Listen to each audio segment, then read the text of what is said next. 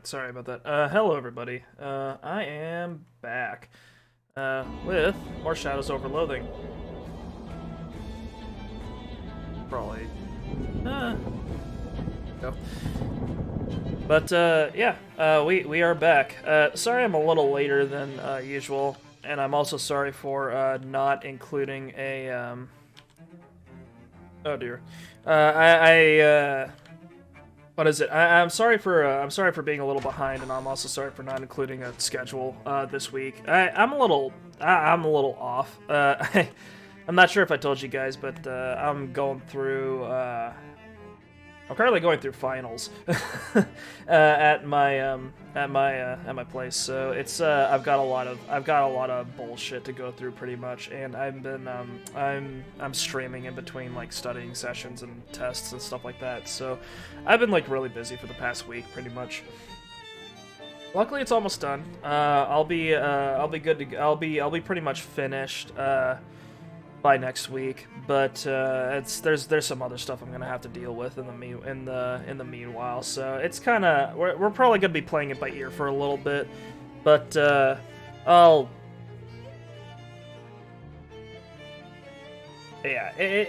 still be able to stream. I'm going to be able to stream this weekend, and I will be able to stream next weekend. But after that, I'm gonna be taking a break for I'm going to be taking a break for 2 weeks. So just to let you guys know, in case you're just hankering for more streams for yours truly, I am going to be taking a break around Christmas until like a few days after New Year's. So after like the end of next week, I'm going to be done for 2022 pretty much. But yeah, then I'll be roaring back in January. For the in the meanwhile. Oh no, wait, no. I'm streaming for the next 2 weeks, and then I'll be on break for 2 weeks after that. That's how it is.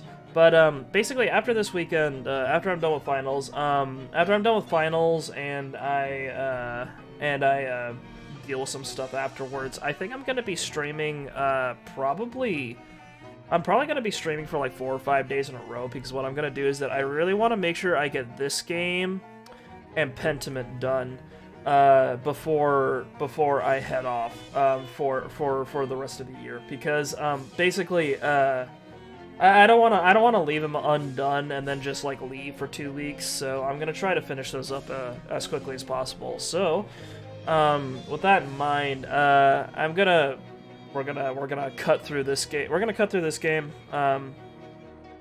Basically, for this weekend, expect things to be like as they usually are. I'm streaming tonight later than usual, but I'll be streaming for a couple hours at least, and then we'll have tomorrow where I'll be taking a break, and then Saturday and Sunday I'll try to stream at our usual times, which is I think 11 a.m.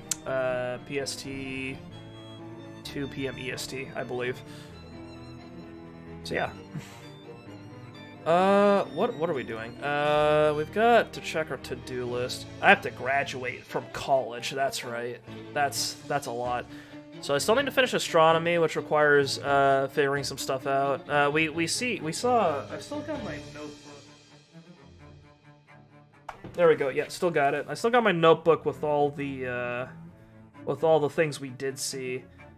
But, we've still got some constellations unaccounted for, and we also have to do the culinary science course, which we haven't touched at all. If we're having trouble at college, you can always try getting some help from the library. So that's what we've got for our main things. Our side quest is we need 3 pounds of eggs from the fishmen. Oh, we're in school now. I missed that. Yeah, we finished up at the lake, and I think cleansed the compass that we found there. But now we're at SIT, which means that which is a high level college university, and apparently we're on like a hyper accelerated program. So we've got 3 courses that we're just jumping through. So I already did the botany course, which required me to put on like a hazmat suit and then kill a bunch of plants. So we're done with that, and now we've got to locate a bunch of constellations.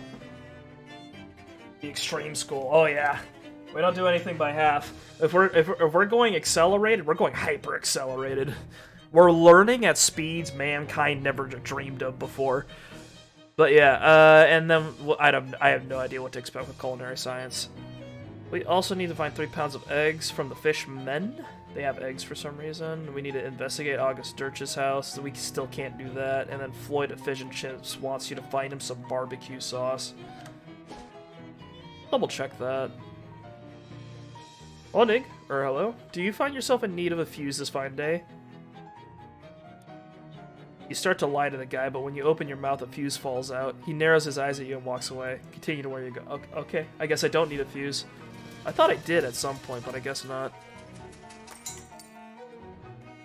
What does this guy need? Okay, we don't know where to find the barbecue sauce. That'll come up at some point, right? We've also got these 3. Does anyone here have barbecue sauce? Oh god. Out on the quad, you encounter 2 goblin cheerleaders who are cheering on a goblin wearing a baseball uniform, despite the fact that the baseballer doesn't seem to be doing anything cheer-worthy or even noteworthy. You should have still gained a fuse from that interaction. It was in your mouth. I don't know. Apparently, I've got so many goddamn fuses that are coming out of my mouth. B-A-S-E-B-A-L-L. What does it spell? Baseball?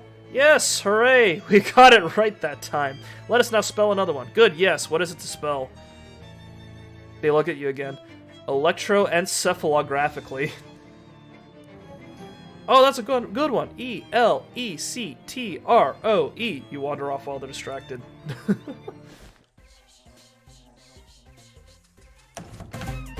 Okay, any barbecue sauce?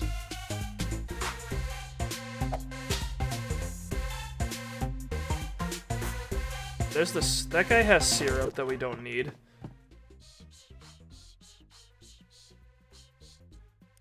Got tools. We can make some more anarchist hardware. I can make another nuclear bomb. Hell yeah. Make another one. Abrasive discus. Reduces target physical armor. We can get a stink bomb. I like that one. Put that fustulent gulch to use. Another. I've got 2. I've got 2.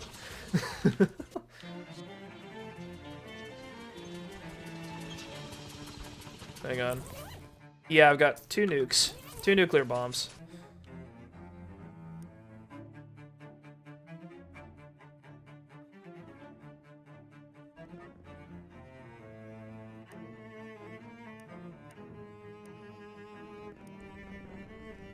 Yes, petting the air next to a cat. That's what I like to see. Alright, they don't have what I want. The stone people don't exist. They're just they're mysteriously gone, and there happens to be a bunch of people-shaped statues in their wake. Next to a trash can, you find a discarded houseplant with a little sign on it reading "Free to a good home." It must have been there for a while because the plant is obviously dead. Take a closer look. You reach for the plant to examine it, and it startles you by belching out a cloud of spooky mist. The previous owner must have given it away because it was too scary, not because it was too hard to take care of. Okay, still need eggs, which means we need to go kill some fishmen. On your walk across campus, you get a nod from the disheveled rail rider with a grossly swollen bindle. Howdy, you buying? I don't know. What do you sell? Wares and such? Let's see what you have. Good to hear, good to hear. Now hop on and follow me. Name's Ovid, by the way. Ovid Lobdell. Huh? Or Lobdell. Huh? Where's my wares, are you wondering? Heh, Saul at the store, pal. I don't carry my inventory on my back like some cargo ant. So, you coming or what? What's in the bindle, then? With a wink, he gingerly unwraps the bindle. As soon as the rope is loosened, a massive gust of wind roars out and propels the hobo in a parabolic arch to his destination. Huh. Might have been fun to do that. Let's follow him. Ovid means sheep, I'm pretty sure.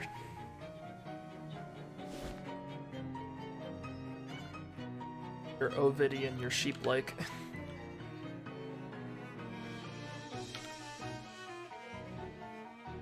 The Hobo King requests your presence. Come again? There's a hobo camp just outside of Ocean City, and the guy in charge heard you're rich in beds. He asked me to give you his official summons. Oh, hey, that sounds like a good deal. Can't use more than 1 or 2 of these myself anyway. I'll head on out there, thanks. Alright, I have immediately ejected this man from his, I can fish in the barrels. What have I got? I got a waterlogged backpack. The reason this was underwater has been lost to history. A cruel prank, disposal of evidence, avant-garde juggling mishap. In any case, some poor student's loss is your gain. Can I? Okay, I cannot fish anymore. I've gotten all the fish that I've gotten all the fish slash backpacks that I can get from that barrel blockade. I see. We'll go to the scalar wing. You wander into an empty classroom and find a blackboard covered with complex physics equations. Exercise with it. You pull the blackboard off of the wall, deadlift it a few times, and put it back. Hell yeah. Math. That's how you do it. The spider wing. I am not studying spiders, luckily. Liberal arts department is a closet. That's right. That's a joke. Very funny. Oh, this is the infinite. This is the infinite hallway. I'm not going out there. Gone. So this is so Kurt. Just to let you know, there's an infinite hallway there that just kind of keeps going that way. That's why it's got like the dotted line right there. I don't touch that shit. In an alley between two campus buildings, you find a daisy growing out of a pile of discarded coffee grounds. Collect some pollen. The daisy calms down noticeably as you remove the pollen.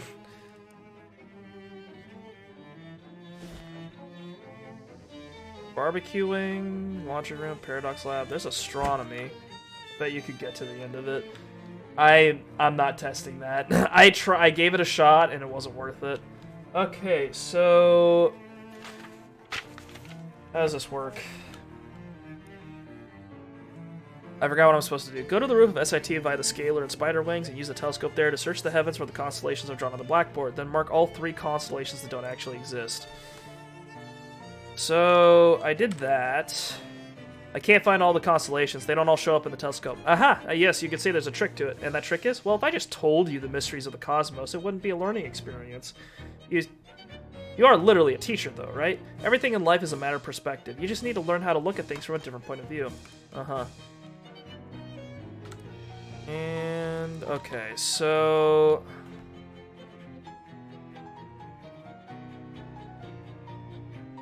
we've got the cigar, we've got the octopus, we've got the snow cone, we've got the gun, we've got the fish. Okay, hang on, there's 1, 2, 3, 4, 5, 6, 7, 8, 9, 10, 11, 12, 13, 14, 15. So there's 15 constellations. 1, 2, 3, 4, 5, 6. I found 6. So we've got 15, 12. There's 6 unaccounted for. Hang on. Go to scalar and then spider and then up to the roof and see if we can figure something out. While exploring the halls of SIT, you happen upon a group of tough-looking goblins wearing backwards ball caps, slouching around insolently and watching for nerds to harass. Given that this is SIT, you'd think they'd be spoiled for choice, but apparently they've settled on you. Hey, you who are there being a nerd. Who, me? A nerd? Yes, a book reader weakling you look like. This is nerd actions, though tough, not tough like a Jocelyn, which is us. I agree. That's baloney. I'm not a nerd. Oh-ho, so you prove it then, by we wrestle of arms. If you win, then not a nerd you are okay. What if I lose? Then we are swirl your head into a toilet. I don't want that. Nobody does. Alright, let's fight him. Alright, I'm here to prove my superiority through a contest of arms. That's the language that bullies understand, right? Could break someone's kneecaps, put someone off the team.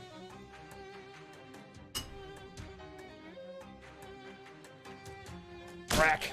Right in the kneecaps. Oh yeah, Kurt, I acquired an ability that lets me just do stench damage at the beginning of my turn. I'm extremely stinky, and incredibly deadly as a result. Does anything have high... Ooh, we can burn the cheerleader. One more time. And the barbecue fork. 24 damage. There we go. I'm a professional chef. I got an SIT sports drink. This revoltingly sour fluid is the product of decades of tireless work by SIT sweat professors. And a chocolate pom-pom. Instead of just shaking your fist angrily at the sky, shake this at it. It won't be any more effective, but it will be more entertaining to onlookers. Sorry about Discord. forgot to quit that. Oh, I might get him. Okay. Spiders. Where's the roof access? There we go. You aren't afraid of pigeons, but you're a little apprehensive about wandering into the middle of a huge crowd of them. There's a giant thing of pigeon poop.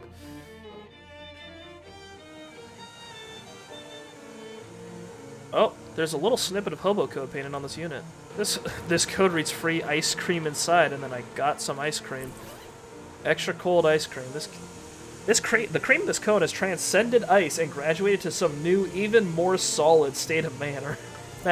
Increase your hot armor by 5. Hell yeah. Hang on. There's the cigar. There's the octopus. There's the gun. There's the meat. There's the fish. Anything back there that I don't see? I have a really hard time finding constellations. There's some stuff back there. I think it connects together.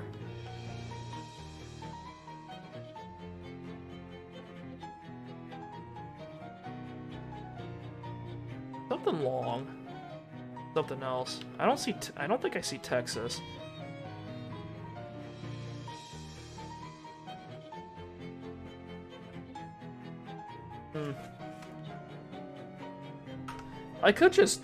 Honestly, I could just brute force it. That is an option. Oh, fishmen. Hang on, we need to fight these guys. Dante sent me to help. Hell yeah.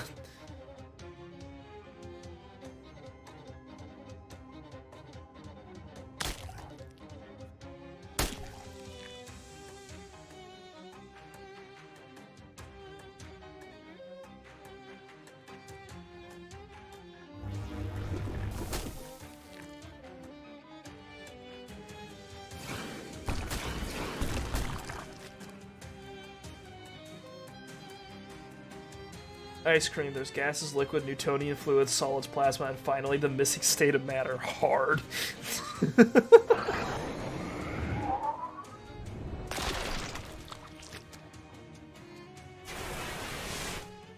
It's the forbidden last stage of matter. It's Solid 2, the sequel. The fishermen carry little vials of this stuff around to protect their skin from the open air. Got some delicious oysters. We got a slapping trout. Did I get any eggs? I don't know.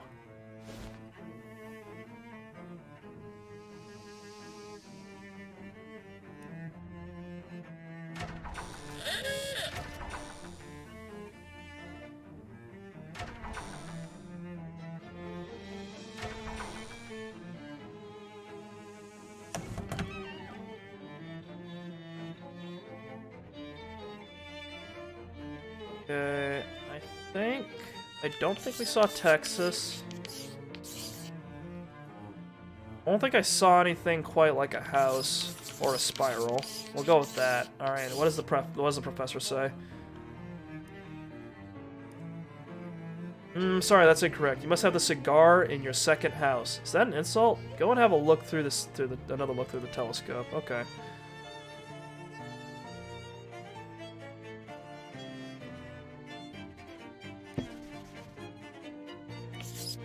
Not the fish, the beer. There we go.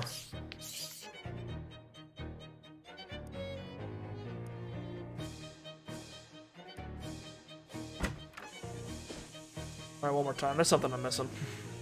Oh, I just got some meat. From one of the vending machines, hell yeah.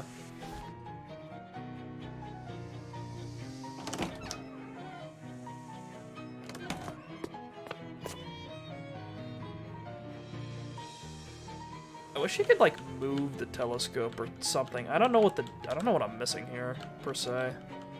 Like I thought it was like something back here I'm missing, but I can't really like make heads or tails of like what's going on back here. Because like I can't quite see how things connect. I'm just seeing like a general flowing shape here, but like I can't piece them together quite right.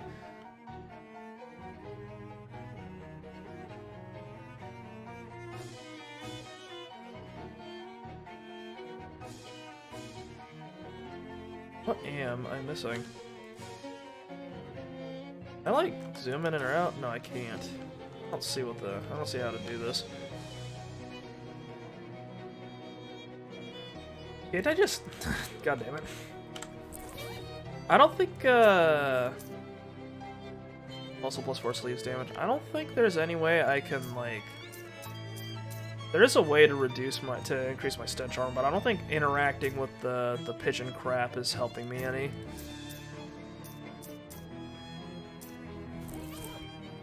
Yeah, I don't think there's anything here. Yeah, you see no reason to keep wallowing in this particular filth, so I don't think there's anything for that.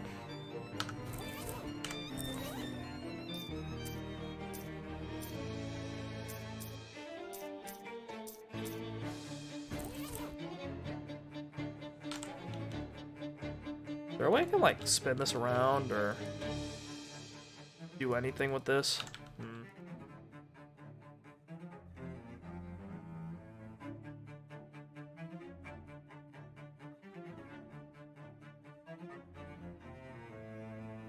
The trick with the perspective, but I'm not sure what it is.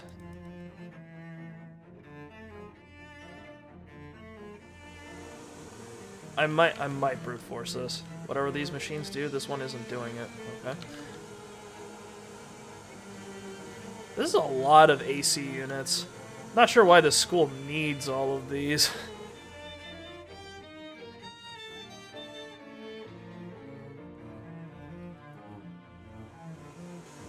What the hell is wrong with this building? You see this? Who built this thing?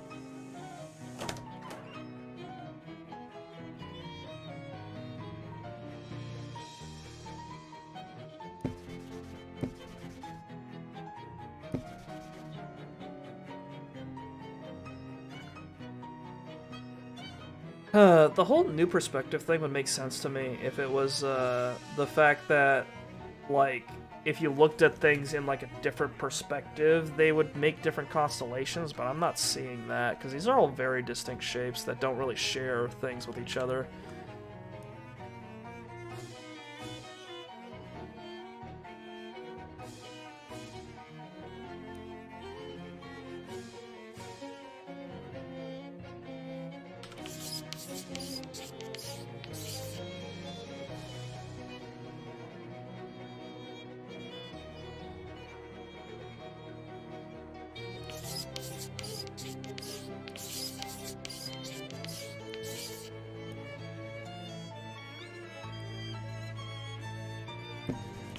Could brute force it.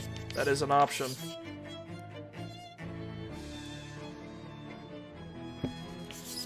He does imply that it's all in the telescope, but I'm not really sure what the I'm not sure what, like, the distinction is. Because, like, I'm not seeing any controls when you interact with the telescope. Okay, yeah, this is gonna take too long. There's something I'm missing, and I don't know what it is. While exploring the hall, oh yeah, the whole fucking they're snapping each other's kneecaps or whatever.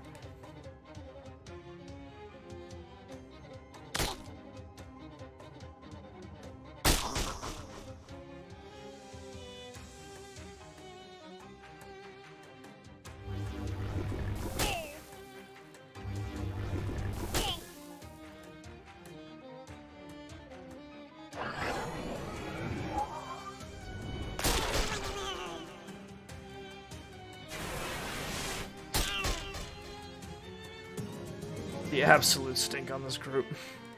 I'm a stench master, baby.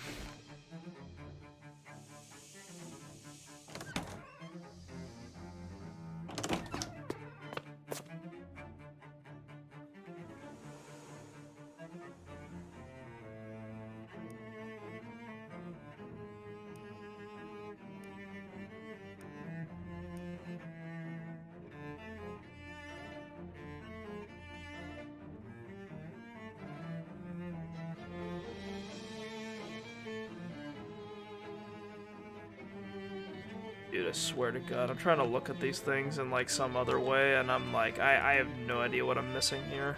Because if the whole deal is that I'm supposed to piece together what the constellations are back here, they picked the wrong guy to do that shit.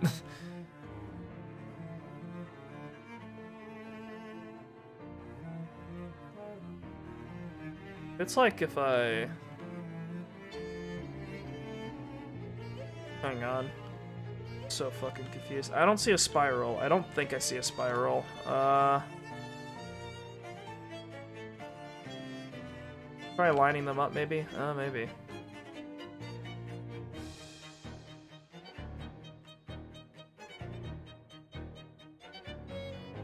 Lining them up how, though? Like, I can't mark these.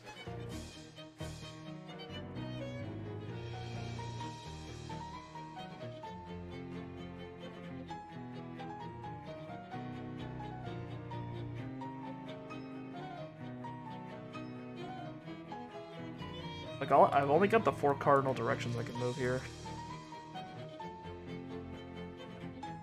Like, I can see crosses. I don't know if any correspond to one another. Yeah, that's what I'm saying. I think it's just the dots that matter. Like...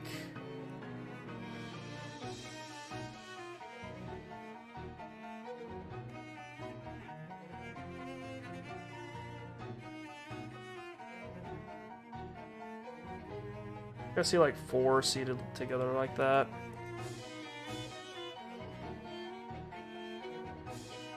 Got like 3 right here.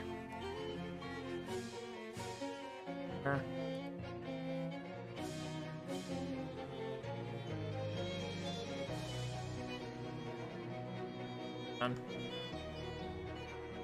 I don't think these line up like with the foreground and the background.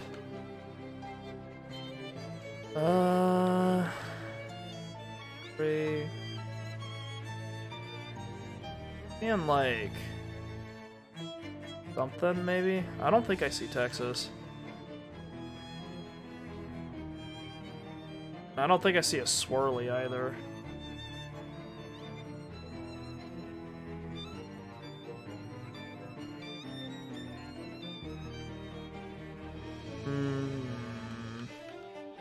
I wish you could, like, fucking do something else with this telescope. Just, like, rotate it, maybe. I knew I should have picked the fighting one I know I should have picked the fighting, like, ones all the way through. He said change your perspective, and he said there's a trick to it, but, like, I don't... Like, that implies that there's something I'm supposed to interact with that I haven't interacted with yet.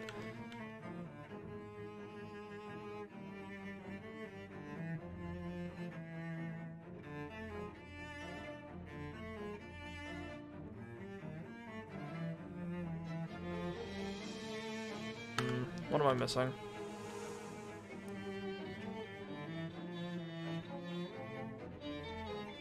We got like these 4. Okay, we got like 4 and like a sort of like trapezoidal sort of like thing there. So let's see if there's a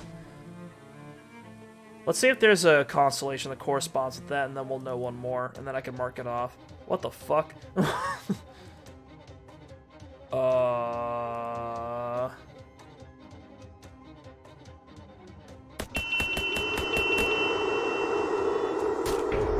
Uh-huh.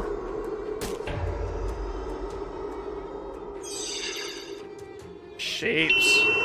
Oh god, that's not good for my ears. What is that?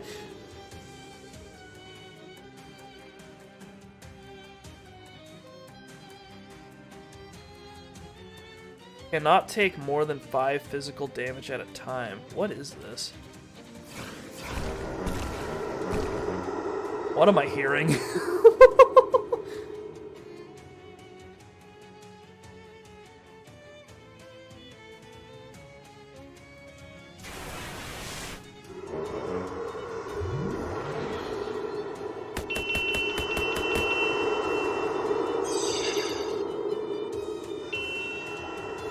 Okay, we're gonna turn sound effects down real quick.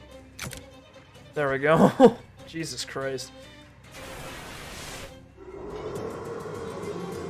What the hell was that? There's like a sound engine playing the sound way too many times. I think that's quite literally what it was. We have 4 and like a thing.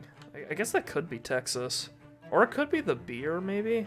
But I didn't see like another 4 like in the cusp like that, so I don't think it's that. I don't think I saw the spiral or the house, so I think we're good on those. I don't know.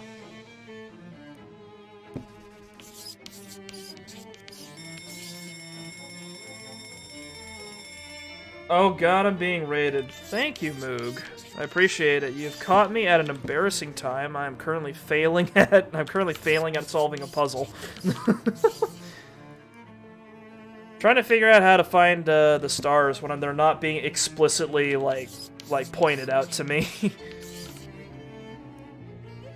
All right, fuck it. I hate astronomy. We're not doing this. I'm going to culinary science. Gonna go do a real man studies. We're going to the barbecue wing. You speaking in the microphone. I go in here. I'm allowed. Transcript. Get me in there. Oh no, the lunch is floating. That's not good. I don't think that's this is all bad. What is this?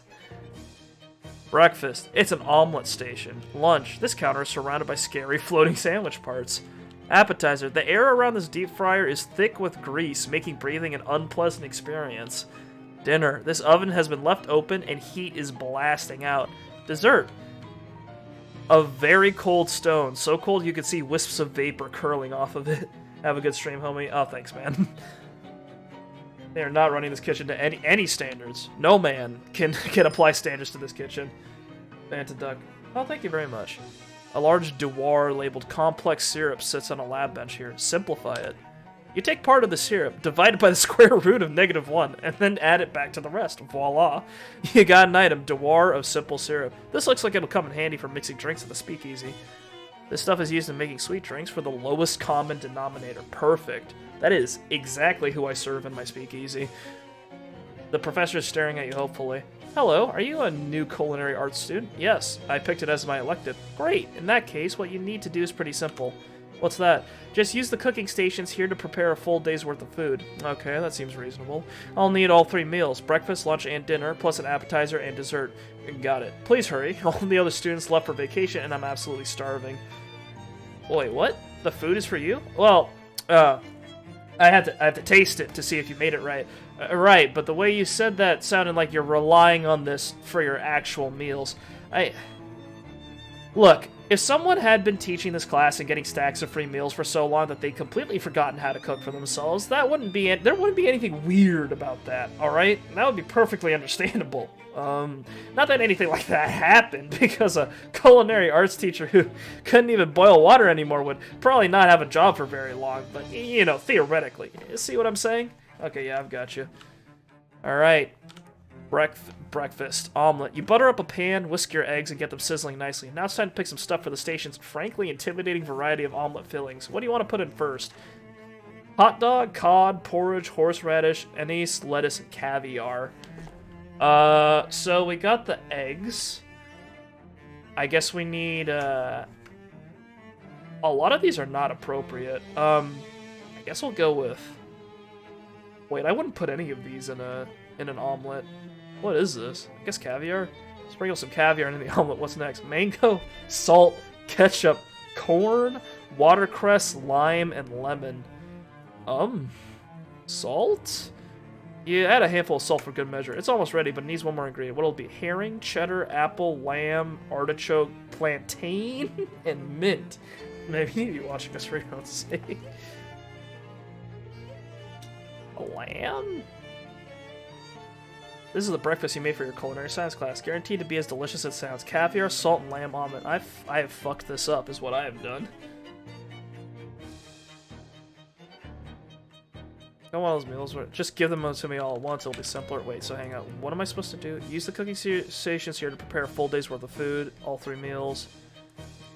Okay, there's some trick to this. Oh, okay.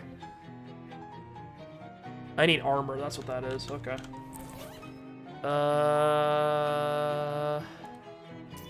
Or hang on. Accessories. So we can do the stench armor. Got that. Which does not apply to any of these, actually. Hot, sleaze, spooky. Okay. Oh, okay. Okay, so stench armor, not useful. Not what I need. We need rings, maybe? Poison, mind melt, yada yada. These are all combat effects, so I don't think this works. Pants, maybe? Can I equip some proper pants for this situation? No. Got fireproof riveted Shabata's pants, but they're just not enough. They're just not sufficient. So maybe okay, we can eat the oyster. Regrettably, we are no longer caked with magic, but now we can make our appetizer. Deep fry something. No.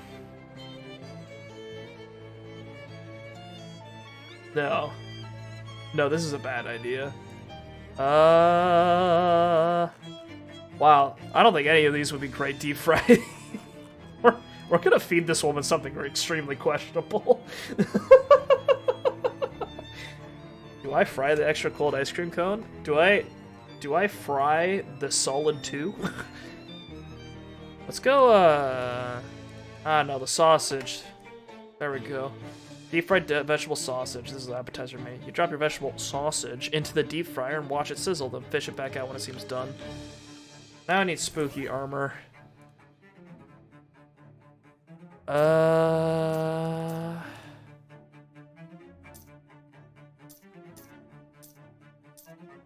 Vitality, drops, immune to bleeding, muscle. Got hot armor. We can do that. I'm no longer oystered. You eat the ice cream cone and immediately wish you had cooked it first. Your entire body, from the tips of your hairs to the ends of your toenails, is agonizingly cold. You now have an ice cream everything ache. Fabulous. Since you can't stand the heat, you don't feel obligated to get out of the kitchen. You approach the oven and discover a fully cooked dish inside. Some other student must have left it here. Grab it. It's just a plate of shrimp. That's weird. You were just thinking about a plate of shrimp. Well, it's dinner settled then. That was easy. A perfectly cooked plate of shrimp with a Bader Meinhof glaze. Ooh. That is horrifying. Now we need... We need cold armor and spooky armor. Regrettably, I don't think I can... Hang on. Do we have something for that? Oh, yeah. Oh, yeah, we do. We've got ice soda. They sure are doing some avant-garde things with soda flavor. Oh, fuck. Okay, that's why they have the vending machine with all the soda types outside that each one gives you armor for each one. It's for this thing. That's why. Okay. You take a sip of the soda, which instantly freezes to your lower lip. You then have no choice but to finish the entire bottle. Mouth freeze. We've got an ice cream everything ache, and we've also got mouth freeze. I am doing horrible things to myself today. Your mouth is like a tundra, and like a tundra, the things that live near it don't mind the cold so much. Brr. Alright, dessert. We're doing everything except for lunch. This is the order that I do things. Oh dear. Hang on. Can we do better than we've already done? Hang on. I'm gonna do something real quick. Let's go to Fish and Chips, see if they've got any food that can help me with this situation. You wander into an empty classroom and find a blackboard covered with complex physics equations. You commit all the equations to memory. You don't know what any of it means, but you know you'll do okay on the midterm. Fuck, that's real. I don't know what these formulas are, but God, do I know them. Okay, yeah, nothing useful. Tragedy.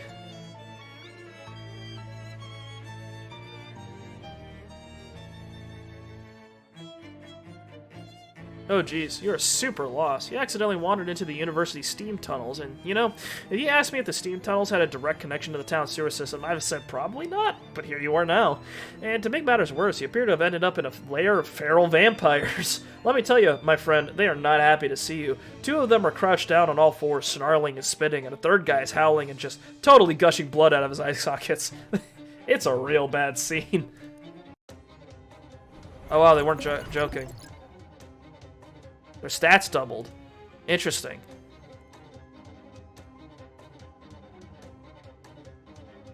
That's bad.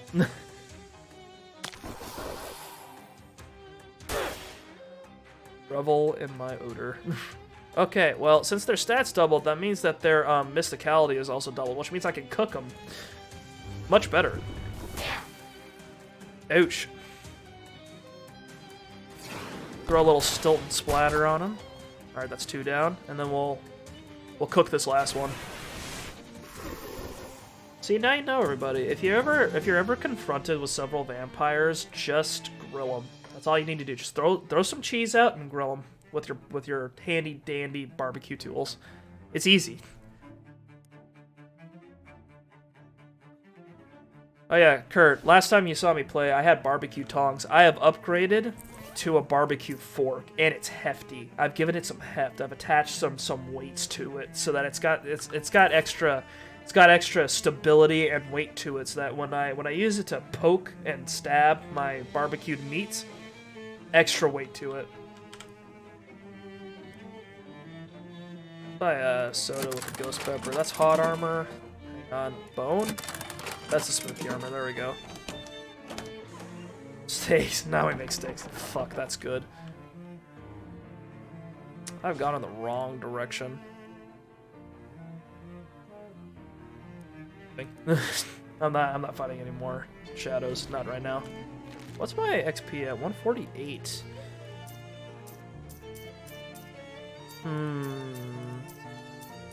I can get the entire... Well, actually, we could probably read something. Hang on. I like books. Let's see. That's Reality Shift. Cooking with Power Tools. The Melting Mine. I like... Can we do this one? You've already learned the basics from this book. There's an appendix full of advanced recipes you can memorize if you really put your mind to it. If you do, Stilt and Splatter will hit 2 additional targets. There's also Fondue Deluge.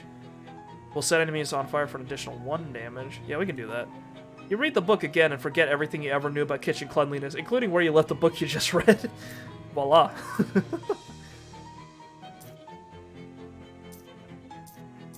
What's upgrading this to? Also heal you for 5 HP. Yeah, we'll pick that one up later. I'm all about the barbecue, baby. The barbecue and the cheese. Also for dessert, I guess we're just doing the ice cream. We don't have that much. I don't know how to get more cold armor than we already have. You plop a scoop of each of vanilla, chocolate, and strawberry into a bowl and add some sprinkles as an afterthought. It's more of a Tuesday than a Sunday, but ice cream is ice cream, right? Everyone screams for it regardless. Got a bowl of ice cream. Ice cream, you scream. We all scream for a passing grade in our screaming class. Good enough.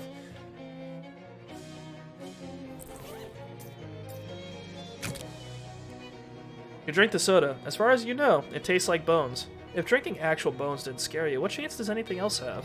Great. I actually have had bone once. I had a bone marrow, I think. It was on a burger I ate once, actually, while I was on a trip, and it was actually quite good. It has a unique like texture to it that actually you wouldn't expect. Doesn't have that notable of a taste though. You choke down your fear and approach the polter sandwich. If you're going to make a regular sandwich out of this haunted mess, you'll have to start with some bread. You survey your options. What kind of bread do you want to grab as it floats back? A truculent baguette? You grab the baguette and smack it against the counter until it goes unconscious. Next comes the heart of the sandwich, the meat.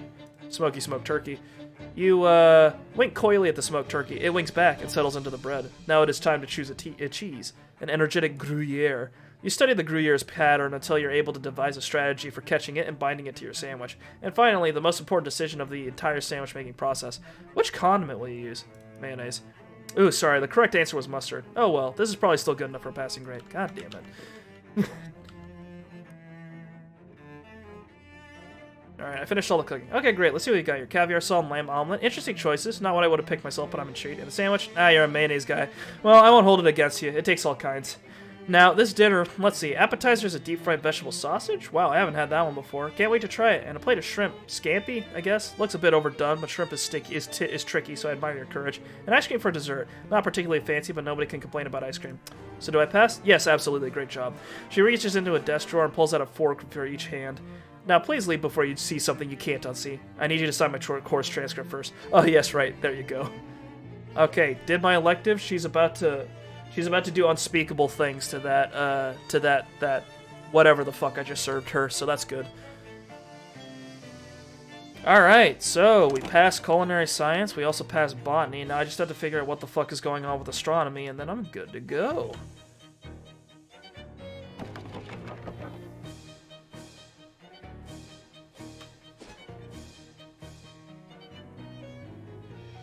More meat just flying out of the vending machines. This place is in terrible condition.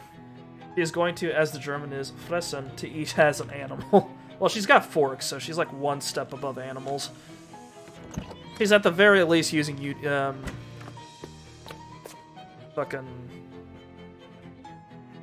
What was the word again? I'm blanking on it for some reason. I've been studying too much. Words don't mean anything anymore. Utensils, that's what it fucking is. God damn. Okay, we're back at it. I can't tell if this is just like a bad puzzle or if I'm just stupid.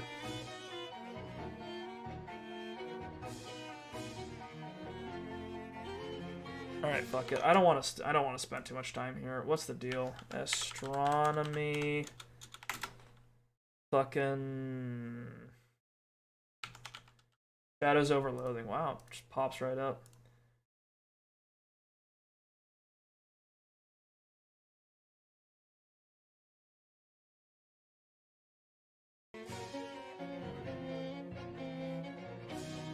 Okay, I was told to go check out the library. I forgot that we could go to them. You notice some slimy lichen growing in the drain of a broken water fountain. You scrape up the goo, leaving the fountain cleaner, if not less broken. Stylish gel. Wow, just look at it. You'll never be as cool as this slime. Okay, library. I need help with one of my classes. It's astronomy. I have been known to dabble. The telescope is on the roof of the SIT, has a beautiful view, but it only shows half the constellations. Half? Oh, of course. It seems that way to you because you only have one face. What? You've only been seeing the western hemisphere of the sky. You need to see the southern hemisphere as well. How do I do that? Merely reposition the telescope to point southward. Down, in other words. Down? But of course, you've seen maps before, surely. Okay, I'll take your word for it. Is there anything else I can help you with? I'm fine, thanks. Is that literally... Did I have to do that to get the opportunity to look down with the... That's what I wanted! Oh! Okay. You okay, Molly? You've gone 5 whole minutes without saying a word. Where'd you find the book? Oh, on a bench somewhere. This is pretty interesting. Applied ballistics. You think we'll be needing to throw out a night? Oh, yeah, we already said this one. Molly wants a trebuchet to commit another breed of violence from her typical fare.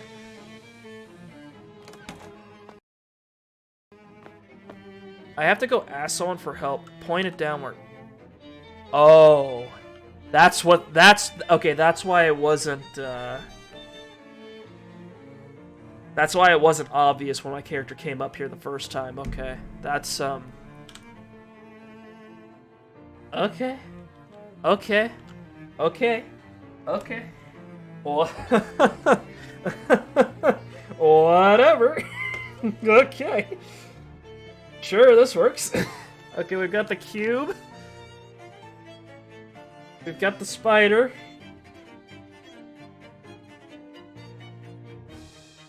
I don't understand. We've got the pickle.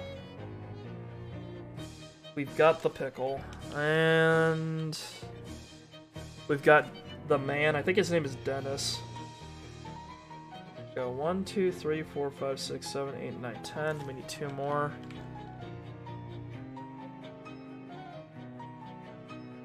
I'm so fucking mad that we had to... That it was some dumb bullshit.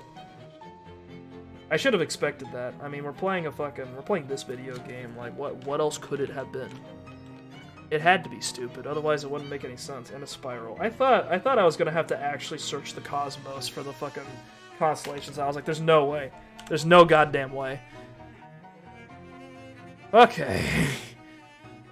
Loud crashing sounds and yelling from a nearby classroom attract your attention and curiosity. You cautiously poke your head in the door and then quickly poke it back out again to dodge a handful of bolts thrown by an angry robot.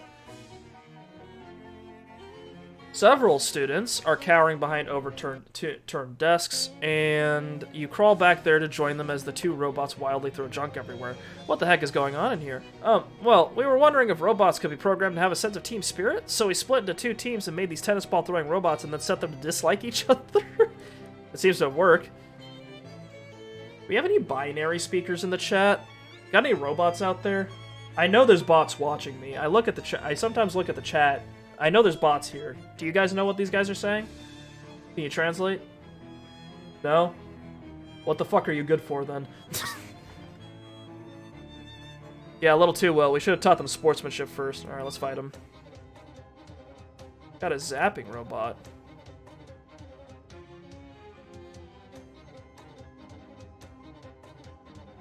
Lloyd.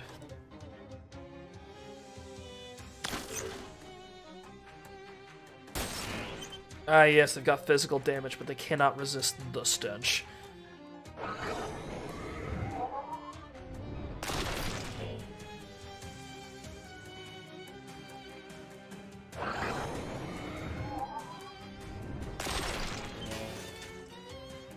God, I am too powerful. I'm simply too strong. God. Okay. Combat item for shielded. Robot fuel. This is a highly distilled petroleum derivative designed to power mechanical engines, but you would almost certainly drink it even if I tried to explain to you that you shouldn't. Makes you act earlier in combat. Outstanding. Alright, we've got the pickle. We've got the big pickle. We've got the balloon or lollipop or tennis racket. We've got the cigar. We've got the quadrupus. We've got the pail or the bucket. We've got Dennis. We do not have Texas. We've got the demi-tesseract. We've got the meat. We've got the gun. We've got the three little fishy friends. We got the astral pilsner. We've got the giant terrifying space spider. We've got Roberto's Horrel, but we do not have the house. We've got one extra. Oh, we also don't have the Pilsner, that's right. No Pilsner. No beer out in space. Sad place. Alright, check my work. He turns and scans the blackboard. Yes, well done. You're a quadrupus, clearly. Here, let me sign your course transcript. You have completed your minor, and I have graduated. I am educated. I can get a fucking job. Thank you. Please, for the love of God, can I go look at those books?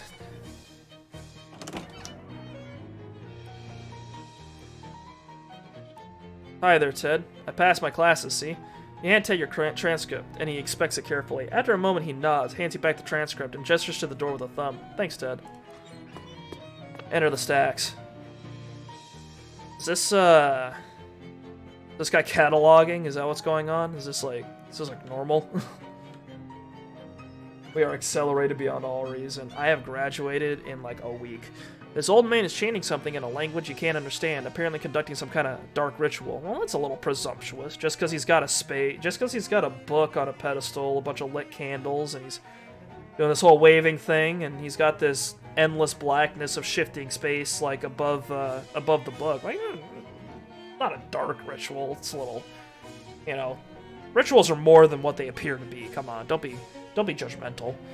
With a rather important looking book, which you'll have already noticed is generating some kind of ominous dark portal. Ominous. We're so judgmental today. Damn. Excuse me. What do you want? Can't you see I'm busy? Well, it's just that I'm looking for a certain book, and I'll be frankly amazed if it wasn't the one you've got on that pedestal there. And you think I'm just going to just give it to you? Get out of here. Who are you? You don't recognize me? Should I? I've only been enrolled here for an afternoon. I'm Dean Wordwood, and if you don't leave immediately, I'll expel you. I already graduated. I meant out of this dimension! Oh. But what are you actually doing? Didn't I just tell you not to interrupt me? Yeah, but you're already interrupted now, so you might as well tell me, right? Oh, yes, certainly. I'll just reveal my entire plan to some random grad student, or whoever you are. That would certainly be to my advantage. Would it? Oh, you're being sarcastic. A stellar observation. Full marks. Now get out of here before I put you on double secret probation. Jeez, I don't get so sore about it.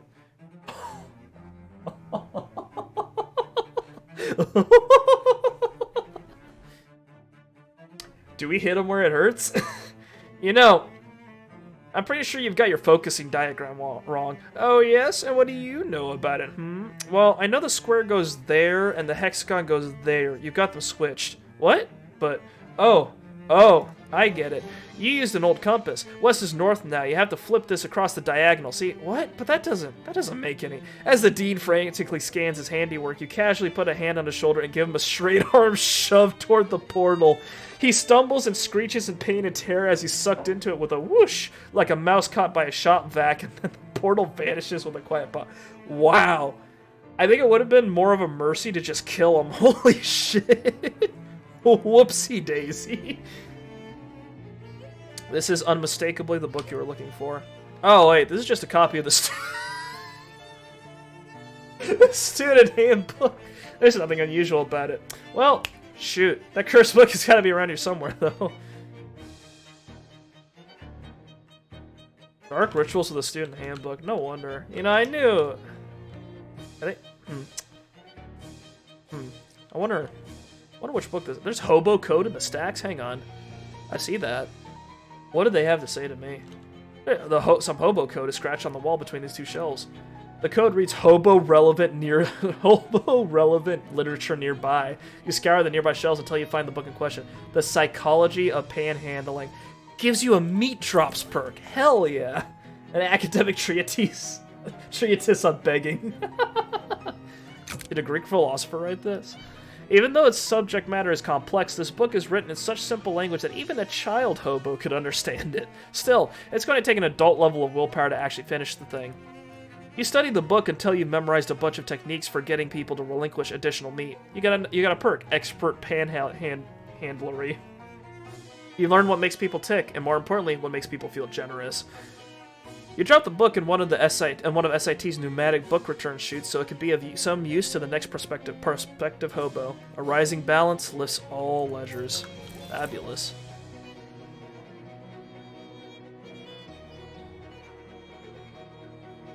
Ah, here it is. This is unmistakably the book you are looking for. Check it out as in examine it, or as in borrow it from the library. Both.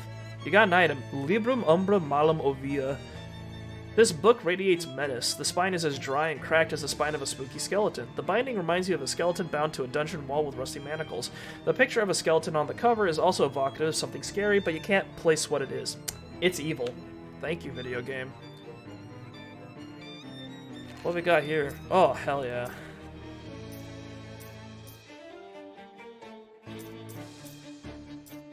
You know, we can just get +3 hot armor. We can do that. Subcutaneous Gouda. A thick layer of cheese under your skin insulates you from the heat while also making you look more muscular.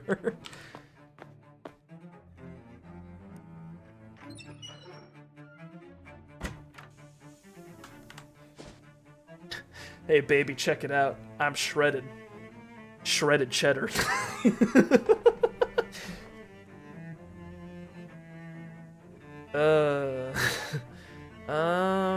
What is it? Well, we could go back, but we still need to take out some fishmen.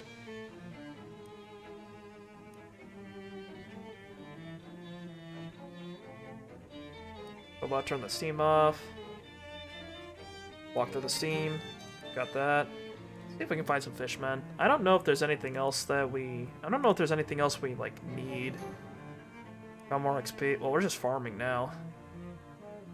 Is this, like, all the locations in this area? Because that's kind of sparse.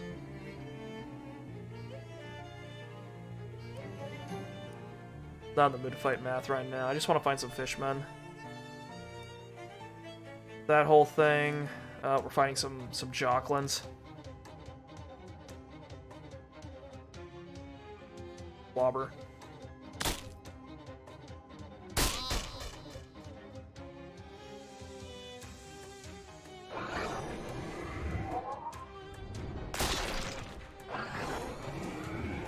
Behold my many cheesed form. Got abs made of Gouda. Gouda abdominals.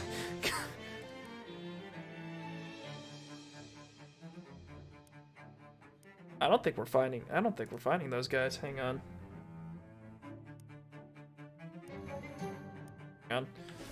Rufus, you needed eggs. How do I actually get access to those eggs? I need to find some sewers or something. Because we've got the book and we need to uncurse it. 3 pounds of eggs from the fishmen that live down in the sewers beneath SIT in Ocean City. So we do have to find the sewers. And we need to find some barbecue sauce. I have no goddamn idea where we're going to find. Oh, barbecuing maintenance access. And I need. Okay, gotcha. Well, asking you shall receive. I need Moxie. Wait, hang on. How much XP do I have? 99? Easy. There we go. Hot wire. Your nimble fingers bypass the broken circuits and trip the door lock. Let's go through. A massive steam-powered freezer. It's probably full of jumbo shrimp and military intelligence, am I right? Huh, somebody left an ice cream scoop in here. This makes it easy to serve ice cream without melting it, but hard to stop serving ice cream without losing a bunch of hand skin. Ooh. And we've got a book against the front log. Ooh, it's a book of short adventure stories. Short stories of long winters. This is a book of short stories, each of which involves somebody freezing to death in the frigid west. Oh yeah. Yeah, that's Wild Western literature. That's about right. I choose not to be cold gives hot armor. The book is a collection of short stories about men who defy all wisdom and warnings to go hiking alone in the sub-zero west. At the end of each story, the man dies. Maybe there's a lesson in that. In each story, the protagonist succumbs to sub-zero conditions and perishes. At the end, the narrator opines that if it were them, they simply would not have gone somewhere that is cold. They would have gone somewhere warm and thrived. You got a perk. I choose not to be cold. Some people brave icy wastes and biting winds, and others look at those people and say, it could not be me. There's 100 of these stories. They're all like this. Keep reading. A tragic tale of an explorer who starves to death is because it's too cold to build a fire. The narrator concludes by saying that they would never have gone exploring somewhere like that. Skill upgrade. Oh, there's more.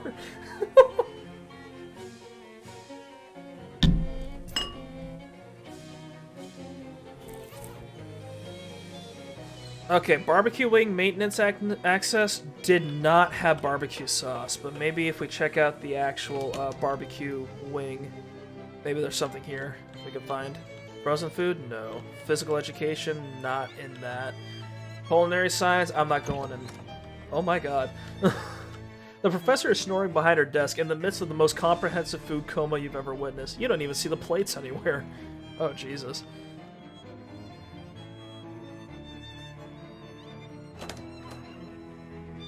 Got some snouts. Where am I gonna find barbecue sauce? Oh. Oh, it comes out of the... This fountain appears to be hooked up to a supply of barbecue sauce instead of water. Well, that answers that fucking question. Okay. Still need to go down to the sewers. On the walk around across campus, a head pops out of a storm drain. Haven't seen you around before. Around the sewer? That's strange. I spent a fair amount of time in them. Are you familiar with the greatest hoax ever perpetrated on the student body of the world? No, do tell. Buying new textbooks! It's a scam! There's no reason to buy a textbook new. Spare your wallet and spoil yourself, my friend. Buy your textbooks used. May I tempt you? Tempt you? Advanced Neurological Anatomy. This book is about the human brain, which is, coincidentally, also the only thing capable of comprehending it. Sure. It's 156 meat. Still seems very expensive, right? And they want you to buy it new. Sure. A good deal, and a great victory for free thinking. Don't ever buy your textbooks new, my friend, and don't let them ever make you think you gotta. Okay. Alright. Book about the function of the human brain. It is a subject of interest to you because you have one of those. The text is dense. It's going to require a real expenditure of brain power to get through it. I don't have enough XP, but I will. Still looking for eggs. There was a combination lock. Can't get through there. Try ordering stuffed pepper style. Right. Okay. X-Rock Mines, Spiderwing Maintenance Access. Nothing. This Athena terminal seems to have blown a fuse. Replace it. The Athena terminal crackles to life. You thump as the door's internal lock disengages. What's in the spider maintenance? I got a barometer now. Hey.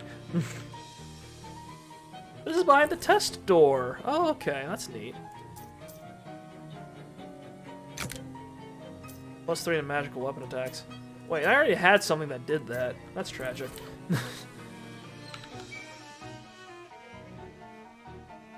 It's a very old manhole covered. So old, it's practically an ape hole. A ladder leads down through this open manhole. Let's climb down. Oh. Down. Oh, this is like the only thing down here.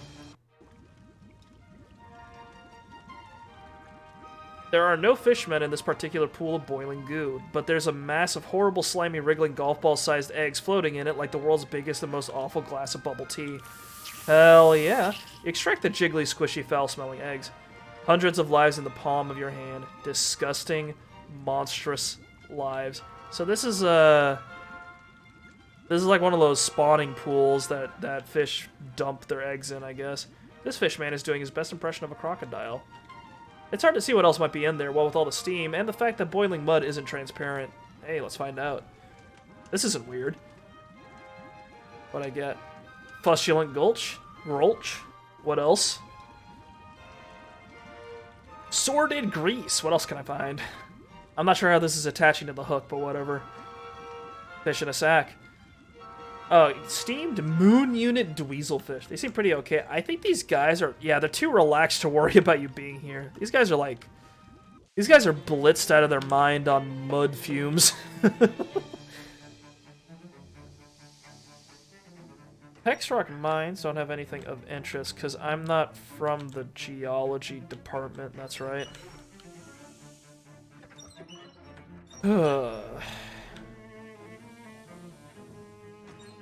Alright, Rufus. Still don't have enough eggs. They're like another thing I haven't found yet? Hang on. 3 pounds of eggs from the fishmen that live down in the sewers beneath SIT and Ocean City. Oh, okay. Do I need to find some sewers in Ocean City? I guess I do. Alright, well, let's go to Ocean City.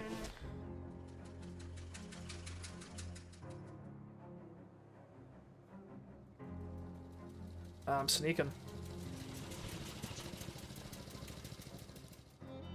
Yeah, we can unlock Phylax now. It takes everything you've got, but finally the sturdy keyhole of Phylax falls to you in this contest of raw strength. The cast iron head gives you a nod. Respect between gladiators. We also need, got 2 more, hang on. Fancy Dan, here's a case of absinthe. Ah, this'll attract some dour artsy types, I love it. And I found some simple syrup. Simple syrup, nice and easy. Found a drum of vermouth. Yeah, baby, vermouth is one of my favorite muffs. I found this tomato juice. This'll be great for the morning crowd. Alright. Hell yeah. Chug some absinthe. Want anything? Oh, wow. That is cool. The juice, I guess. Absinthe and tomato juice. Yeah, sure. Yeah, sure. Why not? Okay. I think I've got good enough numbers to do another one of those locks. Unlock Sneaky Pete. This Sneaky Pete's a tricky customer, but you've never met a Pete you couldn't outsneak.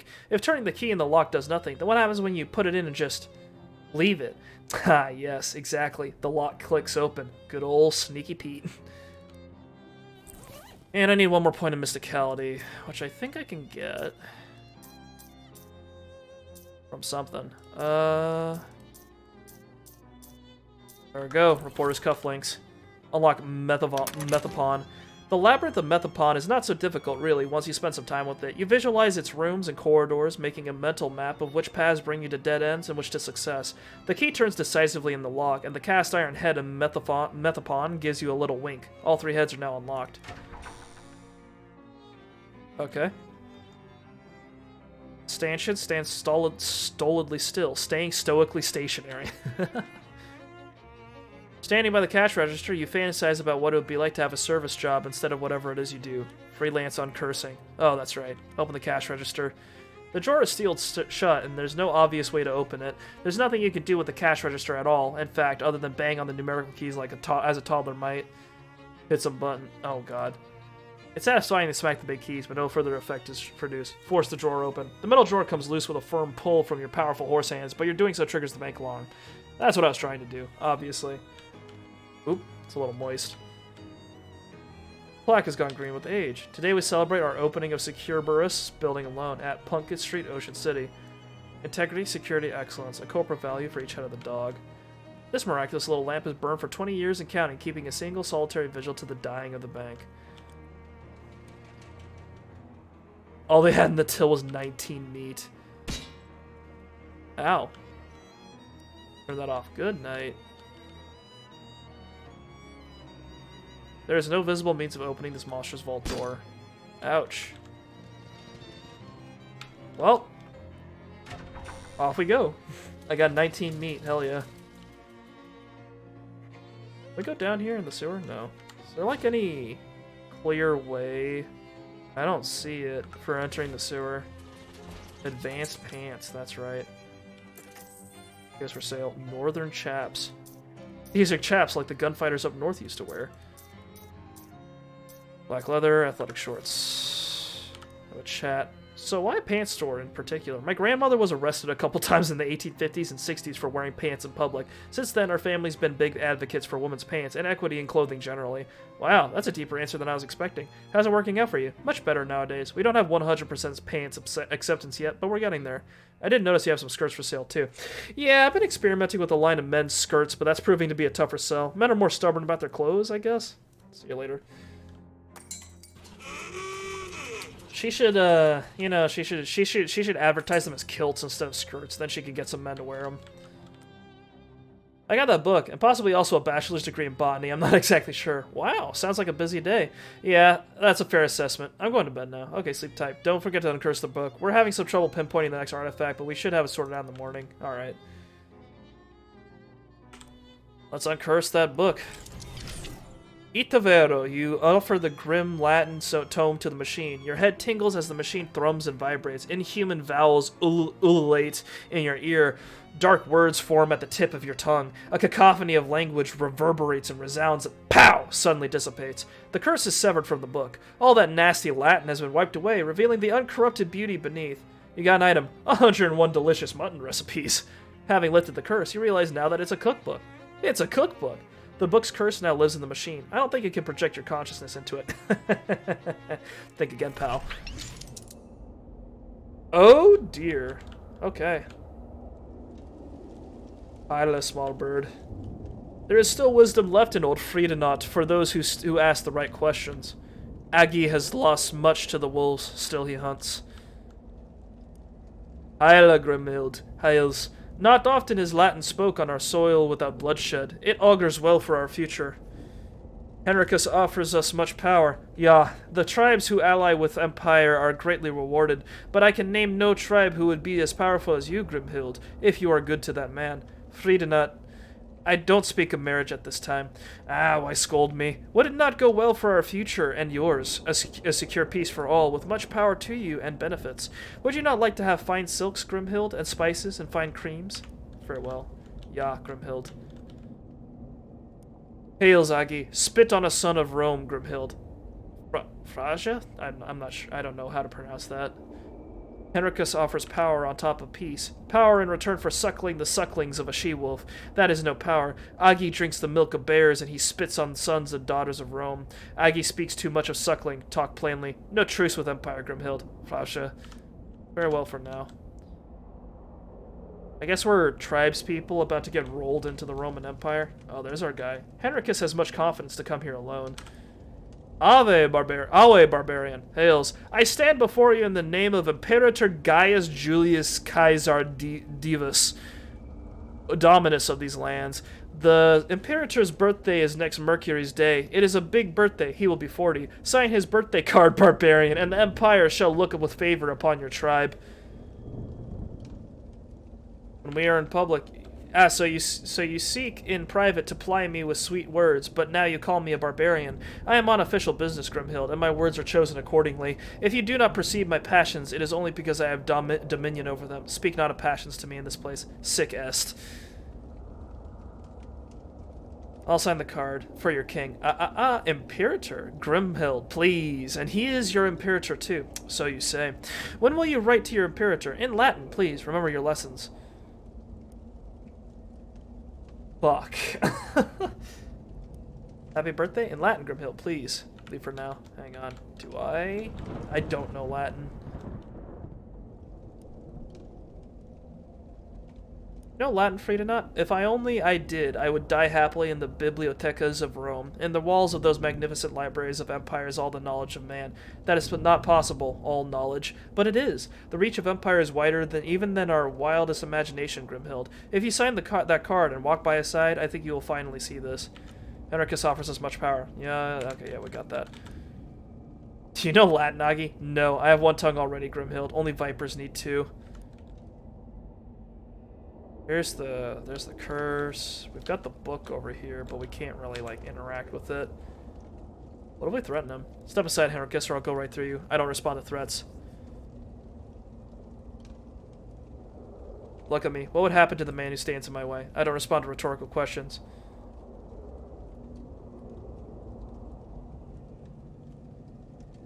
And I don't ask questions. Vex me further and I'll kill your entire family. I don't respond to threats.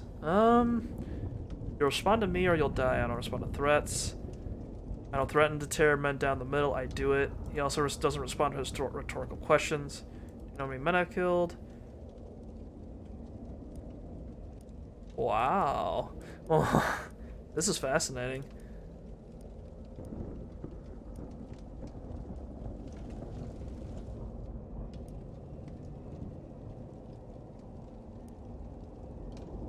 I do not know Latin. It causes me grief, Grimhild, to hear you have taken so little from our lessons. However, it shall give me great pleasure to continue them.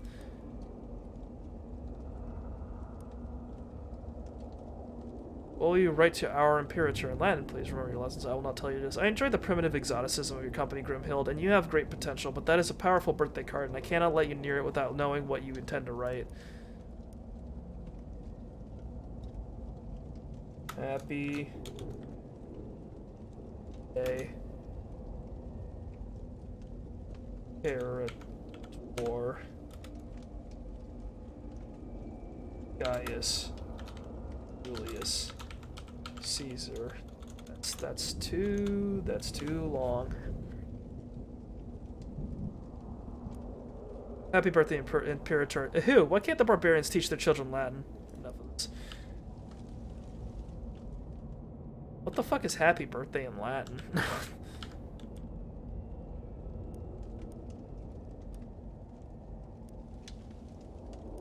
So, I don't know Latin. We could threaten him.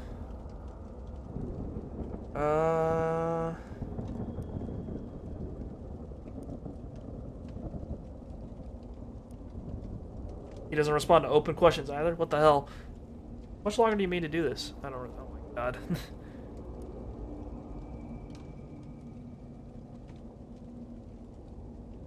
Remember what happened when you first annoyed me? I don't respond to recall and process questions. You're attached to your eyes. Do you think you still will be my son? No. This time I will keep going until I'm rubbing your eyes together in the palms of my hands. No. I made my thumbs bedfellows of your eyes. Do you remember that? No. That's a threat. Is he a fucking computer or something? I guess he might be. I don't fucking know what this guy is. Alright. Doesn't respond to rhetorical questions. That's a threat. Not even men. No. Vex me further. No, that's a threat. That's a rhetorical question. How would you like to die today? That's open question. What do you remember what happened when you first annoyed me? That's a recall and process. Still think you'll be attached to your eyes. Fair, Grimhild, it is fairly won. You are right. I would not wish to lose my eyes and be deprived in turn of your fine beauty.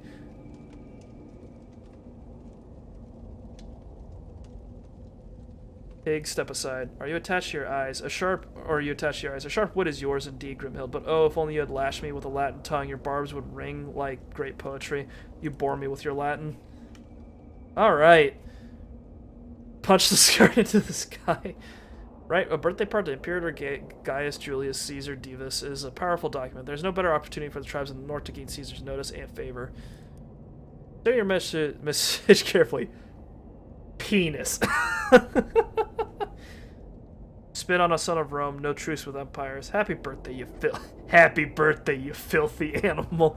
I will not write anything this day. You make your mark in giant letters. No! No! What vexes you, Henricus? You fool! What have you done? What have you done? You fool! You fool! You could have had it all, but you have spoiled it! If Caesar sees that, his birthday will be... If Caesar sees that, his birthday will be ruined. Show him! Show your Caesar what I say. He was sad. Hell yeah. Consummatum est. The curse that once lodged within that forbidden and nasty text has been unwritten and undone, and you find it in it a fascinating final chapter you did not notice before. Having lifted the curse, you realize now that it's a cookbook, drops an upgradable skill. Media expertise. We can increase our meat drops further. I'm excited to cook something. Alright. This book is so much less scary than it used to be that it's now almost as boring as a real book. This 11-chapter cookbook consists of 1 chapter of actual mutton recipes preceded by 9 chapters devoted to techniques for securing the mutton in the first place. You're not that interested in mutton acquisition, but the tips have some great general applicability. Plus 30% to meat drops. There's 1 more chapter. The final chapter has a density of information that is going to take some time to parse. There are some mutton recipes for sure, but also detailed information on basically every other kind of meat that exists. Do you want to foray into the text? Not right now. Got 30. Actually, yeah, fuck it, why not? The chapter goes into dismaying detail about all kinds of meat, and you glean some useful facts that will help you find more meat than ever before. Meaty expertise. You know a lot about all kinds of meat. You can further enhance your meaty expertise for plus 10% meat drops if you have the time and energy to devote to it. Keep reading. Among all the facts and figures, you learn that the author grew up in a cabin made of meat. That kind of affluence boggles the mind. You can further enhance your meaty expertise if you have the time and energy to devote to it. Oh, it just kind of keeps going. Okay. Oh my god. Okay, so we've got 85% bonus to meat drops now, which is pretty good. Alright, there's a sewer under Ocean City that we need to access somehow. Alright. Oh, we got more first aid stuff. This place is filling out. And we got Gabby. Lachlan has changed his ways. This guy doesn't care about anything except the baseline. The old Lego stud multiplayer. Hell yeah. Those who seek to quench their thirst with coins sometimes get more than they bargained for. I see.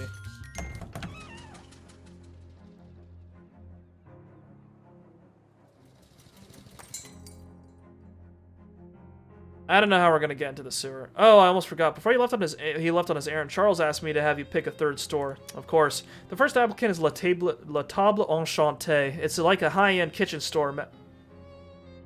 Magical utensils and the like. The second is 10 Things I Had About You. A hat store, I presume. Terrible name. And the last applicant is Jardware's Hardware. I guess if your name is Jardware, your options for rhyming business names are pretty limited. Well,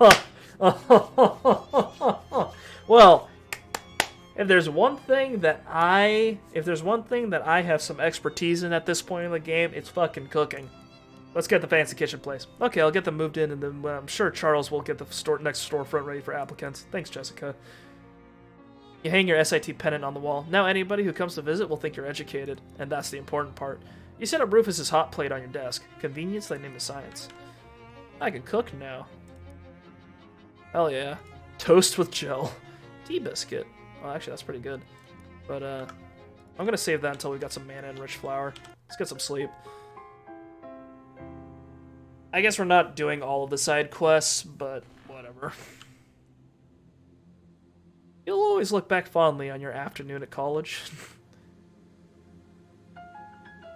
3 statues of you, each whispering. The whispering drifts in and out and mixes together, making it hard to understand. All I got, all I ever, all I'm doing, bronze, study, bluffing. Shut up, one of them. Okay, which one?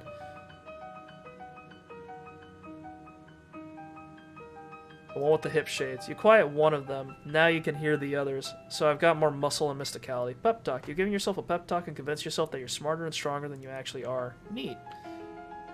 The stream has a horrible hole in it. Oh dear.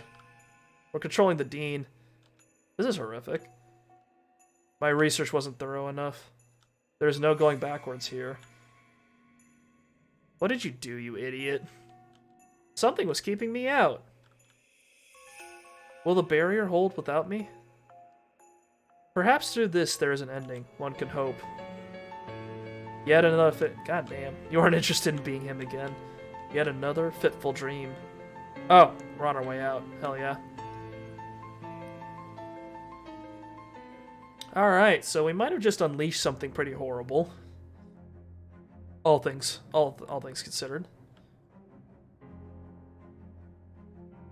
Let's get through. Musa, thank God you're finally awake. Am I? If you say so. What's eating you? I'm at my wit's end. Charles Wallace has gone missing. Really? Where did he go? He wouldn't be missing if I knew that. She closes her eyes and takes a deep breath. Okay, I'm panicking. Come on, Jessica, don't panic. I do know where he went before he went missing. What happened? We were having trouble getting the Detectatron to focus on the next artifact. All we could get was the big... the big moist.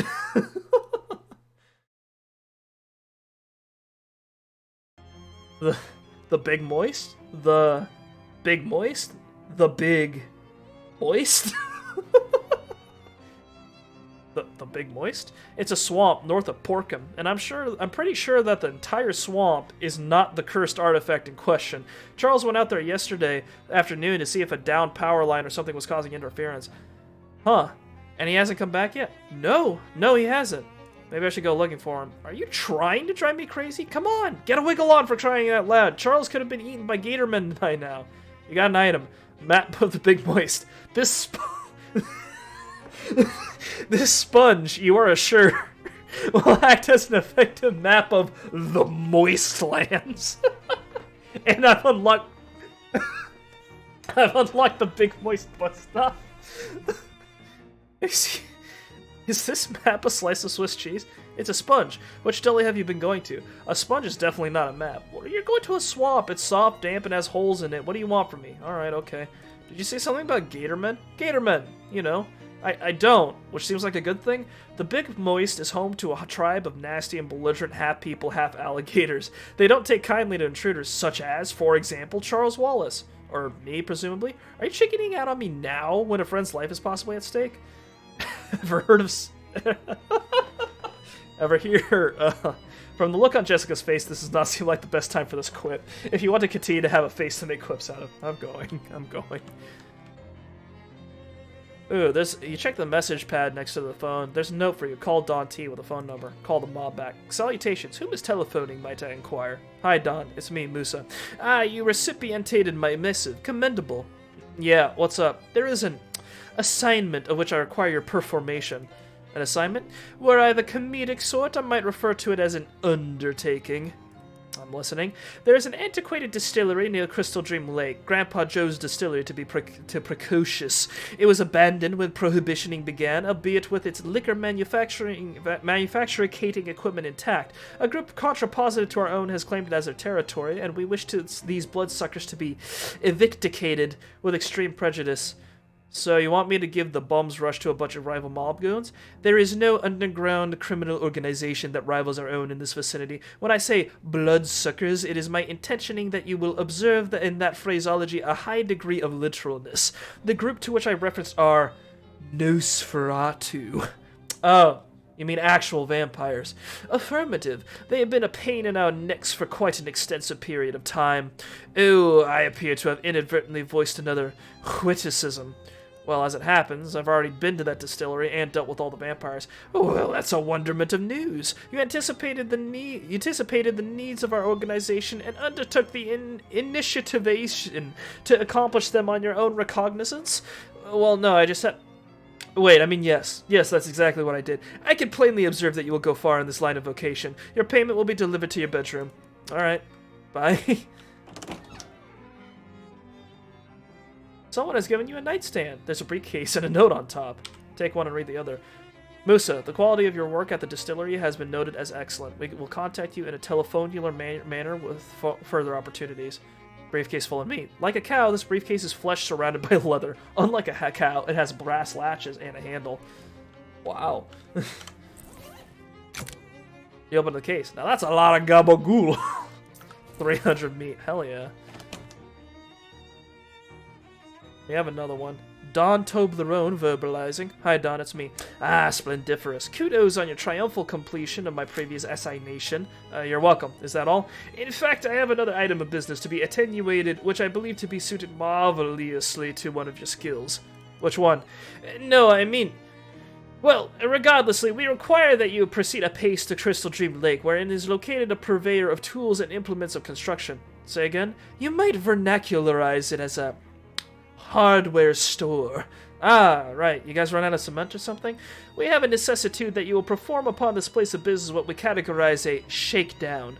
They owe you meat? No, we are merely desirous that the local commercialist retail emporia feel a measure of intimidation. Okay, I guess I can handle that. Hang on, let's do work for the boss real quick. I don't think he'll wait. I forgot that we had to check in with him. Hardware store.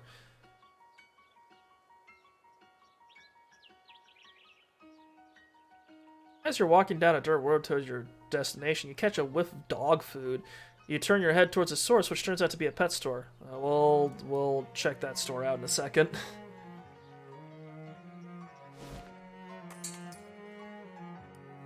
Hello again. What can I do for it? Propose a shaking.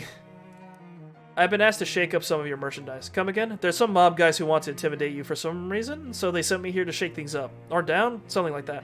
Oh, well, those cans of paint over there could use a good shaking. I ain't got around to it for a while. Okay, sounds good. Can't say I feel particularly intimidated, though. Paints in all of this season's trendiest patented colors, such as top orange and super vermilion and strawberry scarlet. You give all the paint cans a vigorous shaking. The proprietor nods his thanks. Is that it? Is that all? Is that all? Okay. Okay. Let's check out the pet store. You happen upon a small rest stop. Oh yeah, the soda. Anything in the meat return slot? Nah, we're good. It's one of those boxes full of bees. A bee box, you think it's called. What's going on with Greta? Oh, this is cute. Greta, you presume. Hello there. Welcome to Greta's Compassionate Pet Store. I'm Greta. Hi, Greta. I'm Musa. Can I ask you a question? Of course. Where are all the pets? Oh, they're out back. In cages? No, in the woods. I see. What stops them from leaving? Compassion. Okay. What pets do you have for sale? Well, I've got the snake available for adoption. I've also got one giant mosquito left in stock. Tell me more about the snake. Oh, you can't go wrong with the world's most dangerous rope. This guy will totally fill your enemies up with poison. Just 150 meat. Maybe not for me. No problem. Anything else catch your interest? Giant mosquito. Ugh. Hey now, don't knock it. A mosquito is great to have on your side in a fight. Not only can they suck the blood out of stuff, they can also pump that blood into you to heal you. Mathematically speaking, that's twice the power. Huh. A mere 150 meat adoption fee. It's all yours. What do you feed these? Oh, you don't have to worry about regular food. They'll graze or scavenge for whatever. They're very resourceful. Well, that's certainly convenient. If you want to soup them up a bit, though, I make them really beefy. I sell some specially formulated familiar chow. I'm a little uncomfortable with the use of words like soup and beef in a pet store, but okay. Tell me about that special chow. I got 3 bags of familiar chow left. Familiar chow is specially formulated to beef up your buddies. Want to buy a bag? Just 100 meat. Sure, I'll take one. 1 bag of familiar chow. This is made out of the same stuff as regular human food, but man, do people get really judgmental about you if you eat it. 1 bag of familiar chow coming right up. More like going right down your familiar's gullet. Haha. Thank you, Greta. Fuck it, let's get the snake. You won't regret it unless you make it mad. Now you just need to give your new venomous friend a name. What are we calling the snake?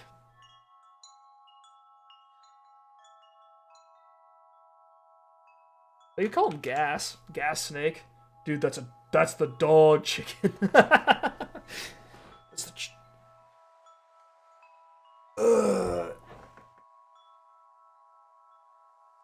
Did you eat the person meat? Or did you eat the person beef or the dog beef? Don't eat the dog beef. We can name I kind of want to name the snake Gas Snake as like a Metal Gear Solid reference, but we could also come up with something more clever. Slithery D's pretty good. I do appreciate the suggestion.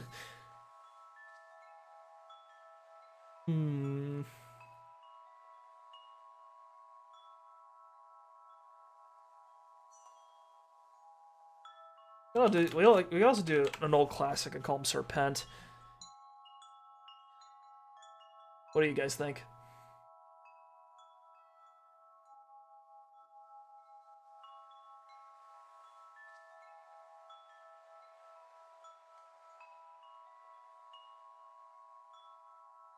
is really pleasant.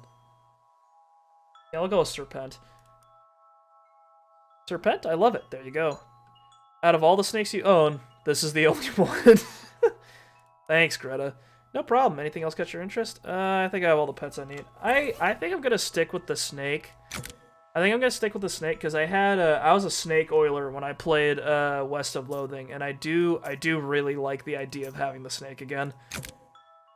Any familiar? Can you eat it? You want to feed it to Serpent? Yes. Serpent the snake really chows down on the familiar chow. Yeah, he's got one of each stat and extra health. Can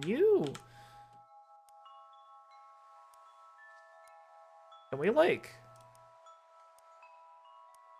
He's all out. Can we just keep feeding this? All right. Well, we're sticking with the snake. He's juiced he's juiced up as much as he can get.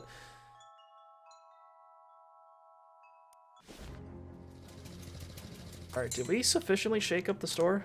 There's nobody you need to call right now. Okay, we did not. Oh, hang on. Do we need to go to the past? Is that what we have to do with the hardware store? You find a decaying nightstand discarded in a dish, which is kind of a weird place to find a nightstand. Maybe someone got so mad about stubbing their toes all the time that they angrily drove it out to the woods and threw it out of a car. Dang, there's all kinds of useful stuff in here. Junk mail and a paper clip, that's right. Oy.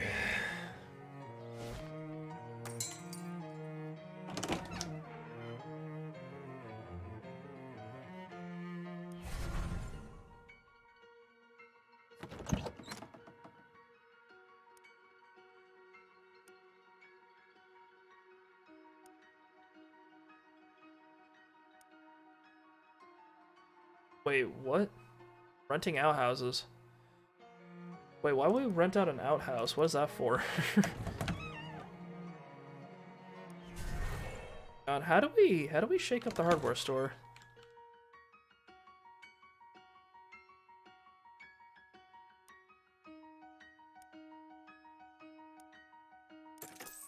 I have no idea. I'm not really sure how to shake it up. I already shook up the cans. I don't know what else to do. Probably saw a couple of these fairy charms. There we go.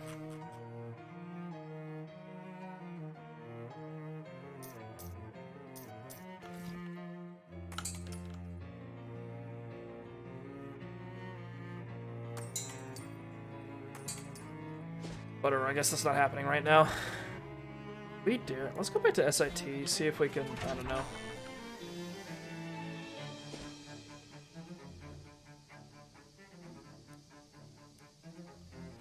Maybe we can do something over at Rufus's place.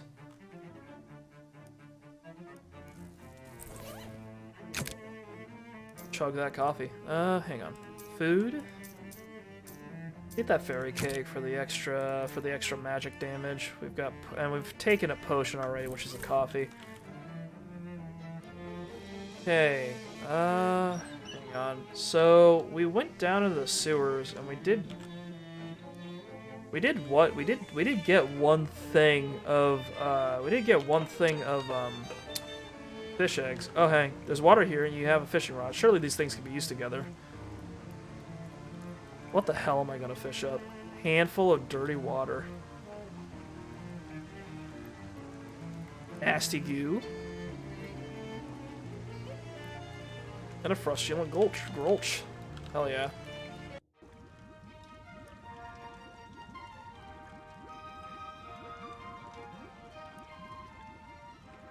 All in the name of crafting. Just need as much as I can get. God bless. Ode to Toilette. I can't really do anything to get any more eggs, which is kind of weird. God. So I've got one thing of eggs. I need 3 pounds though. Hang on. Wait, let's take a look at this map of the... Oh, we're gonna need to actually go there to look at the map. Never mind. We've got Fishman Row. Hundreds of lives in the palm of your hand. Discussing monstrous lives. So we've got 1, I guess. We need 3? Investigate Augustus Dirch's house for evidence about the missing cremains. Take the little cup of barbecue sauce. Alright, we need to talk to Floyd again. Sewers beneath SIT, and maybe we have to go to different places and then just keep interacting with, like, sewer, like, entry points, I guess. Anyway, Rufus, hey, Floyd, here's your fucking barbecue sauce. Here you go, Floyd. One serving of barbecue sauce. Oh, holy cow, thank you. He takes a big sniff of the sauce. Ah, sweet and smoky, just like Dad used to make. Well, just like the machines at Dad's factory used to make. Dad's job was just making sure the rats didn't unionize.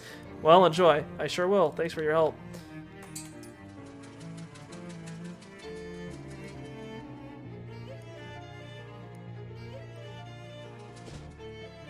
Hang on. Just take a look around, see if we can find a sewer, like a sewer point. I don't know if I have to, like, look around.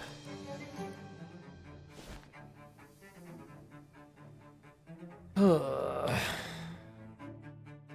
in hallway? Probably not. Yeah, probably not. Else maybe? Ah, yes, we're fighting math.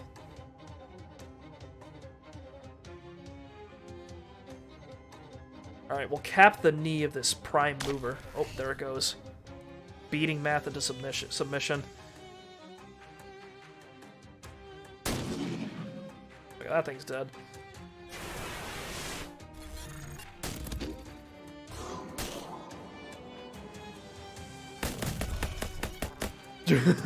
We did it. We beat math with guns. Got a Mobius cookie, a moment on the lips, and eternity on the hips. Raises the damage of magical weapon attacks by 4, and loose integers, a handful of digits. Nice. Now, what are my current effects? I've got. That's just +2. Oh man, let's eat that. Let's eat that cookie. Consuming this item replaces effect. Yeah, whatever.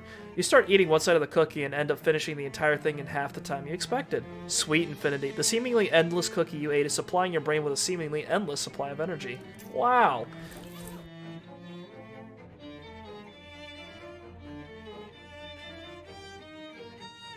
Steam-powered lamppost. Wow. Tunnel access, growth lab, fungus lab, Dr. Kalos. Right. I don't think there's anything coming out of here. That's really weird. I guess there is something I'm missing in Ocean City that will take me to the sewer, I guess. I don't recall. I don't know. I'm having a hard time recalling any, like, manholes that I could have but didn't interact with. The table enchanté. The proprietor nods politely. Hi, I'm Musa. Oh, bonjour, my name is Antoine. If there is anything I can help you with, do not hesitate to ask. Ah, thanks. Are any of your kitchen implements magical? I see you are a man of discerning taste. For purposes of safety, I keep les outils magiques in the rack behind me, but I will be happy to show them to you. What's for sale? We have a cosmic sieve, an eldritch butter knife, a garlic press, a melon baller, mind whisk, and a slotted spoon. Physical damage to all enemies. Mysticality +4 physical, Mysticality +3 stench, Mysticality +5 physical, Mysticality +4 physical damage, and reduce target's Mysticality by 2. Look at the melon baller. I don't know. I've got the barbecue for. Oh no, that's +5. Never mind. I'm good. Doing quite well. Truckmoosh? What are those? What are truckmooshes? You mean the thingamajigs. Yes, what are they? Thingamajigs? Right, but what are they? Thingamajigs. Oh, I see the word truckmoosh means thingamajig. Glad we could avoid any more unnecessary understanding.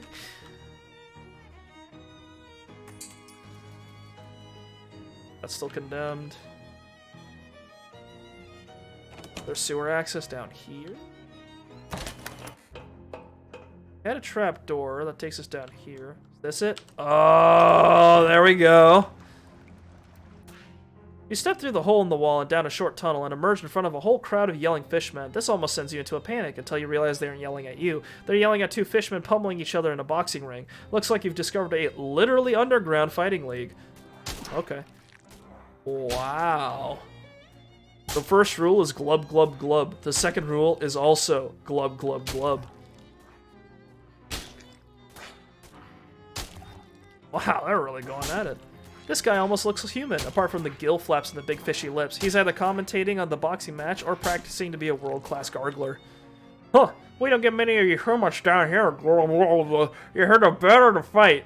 Ask about so I can join in on the fighting? Sure, kid, sure you can. Only rules is bare knuckles rolling, no weapons. Plus, this is the title battle, we can't interrupt it. Sharky and Tommy been going 21 rounds already, so if you want to fight, you've got to jump in there and beat them both for the title. What do I get if I win? He holds up a large tarnished brass championship belt, which is heavily encrusted with glistening fishman eggs.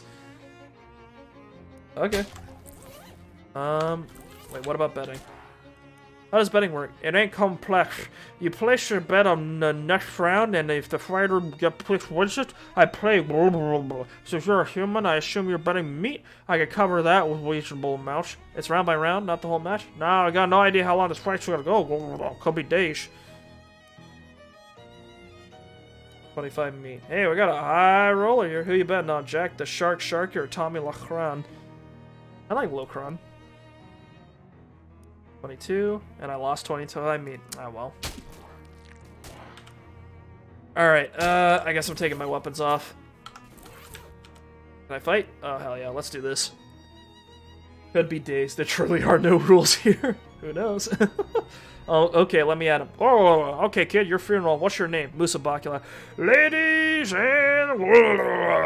a new challenger approaches. Facing Jack the Sharky and Tommy Lochran for the championship title in round 22. It's Musa Chumbucket Bacula. Hey, good luck, kid. You're gonna need it. Get in the ring. Oh, I also don't have teammates. Interesting. Oh, okay, this is gonna be rough.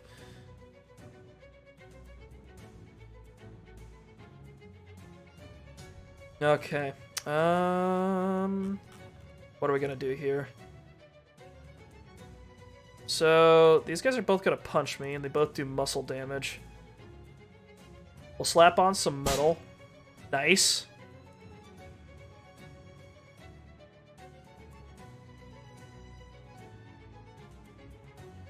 Increase my... No, that's elemental armors. I don't think that'll work. Heal, stench, decrease. No, that doesn't work. Guess we'll set them both on fire. Be cleansed by flame. Okay. And...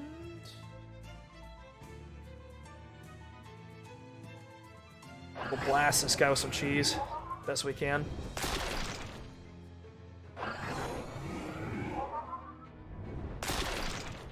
This is rough. Slap this guy for 6.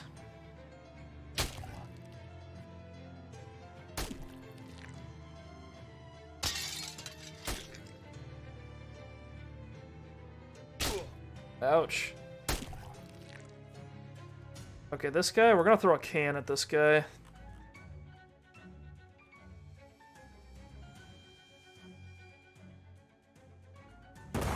Holy fuck. Alright, and we'll cheese this man. Fabulous. He's all mine. And we win. You win! The announcer grudgingly gives you the championship belt, and you scrape the eggs off of it and stash it in your sack. Punch a man a fish and he'll thank you. Teach a man to punch a fish and someday he might win a belt like this one. Tommy and the shark pick themselves up and go back to pummeling each other, probably just for something to do. Hooray. They said no weapons. I threw a rusty cola can at one of them and tossed some cheese, but that's fine. I guess they don't count. Round loaf cod. Unwashed catfish. Ew. Another unwashed catfish. Okay. Alright, that's one thing. I guess there was, like... was there another, like, fish sort of sewer place that we've been to before? I'm trying to remember.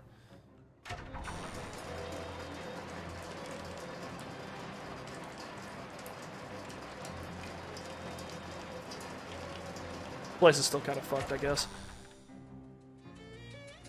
Not a thing.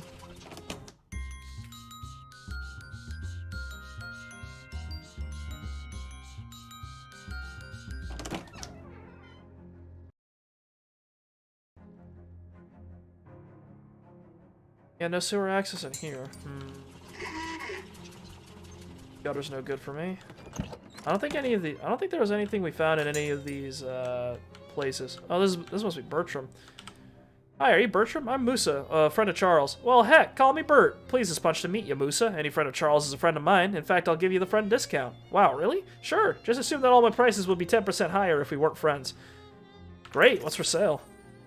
Got a scarlet pumpernickel. Bert knows it's pimpernel, but he just doesn't care. Crusty roll. It's the good kind of crust, the expensive kind. Man-enriched flour. That's good. We've got a source. Ever since the advent of mass-produced magical flour, the cost of fire insurance has skyrocketed. A slice of burnt toast, it's still smoldering, and a slice of frozen toast. How did a single machine even manage to do this to a slice of bread? Hey, Musa, say, you wouldn't happen to have 150 pounds of sugar I could borrow, would you? Let me think. No. Well, shucks, if you do find 150 pounds of sugar lying around somewhere, let me know, okay? Sure, I'll do that. Thanks! Bert's starting to scare me a little bit.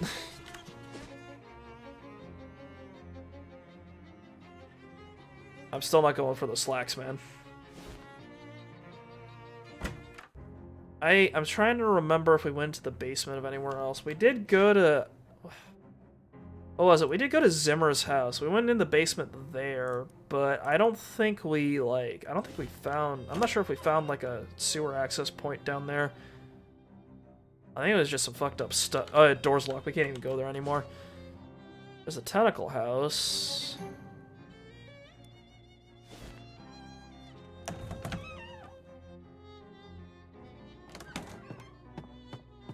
Okay, we're down here. This cell is way too dark for you to go any further. Yes, you have a flashlight, but you and I both know flashlights are only good for making dark places visible, but not for making them less scary. Oh, now we got... Okay, we found a fuse to put in the fuse box. That's right. This is the dirtiest broom you've ever seen. Now it's the dirtiest broom you've ever owned. It's a melee weapon. Not that great. Holy dang, what is that thing? Bro, what am I looking at? It's a rat tentacle thing. 10 sleeves damage, wow. Clobber that one, I guess. Oh shit, I forgot to re-equip my weapon. Oh well.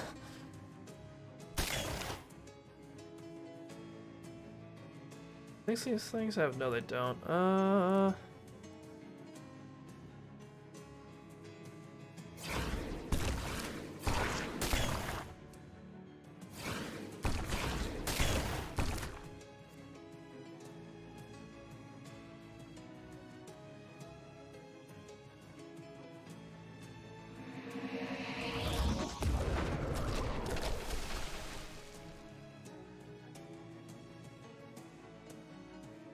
Sweet. There we go. Alright, I think we got this. That thing does actually genuinely look fucking horrible. Like, congratulations to the guys, to the asymmetric guys. That thing's fucking god-awful.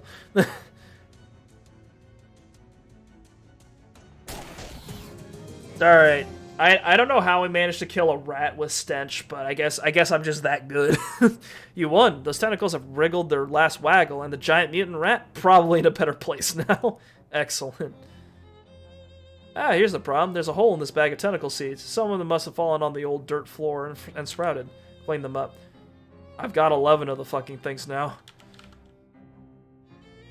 The washing machine needs to be washed and repaired and completely replaced. See what's inside. Mildew jeans. You plunge your hands into the foul water left inside the machine and find a pair of nasty old pants, referring both to their condition and their style.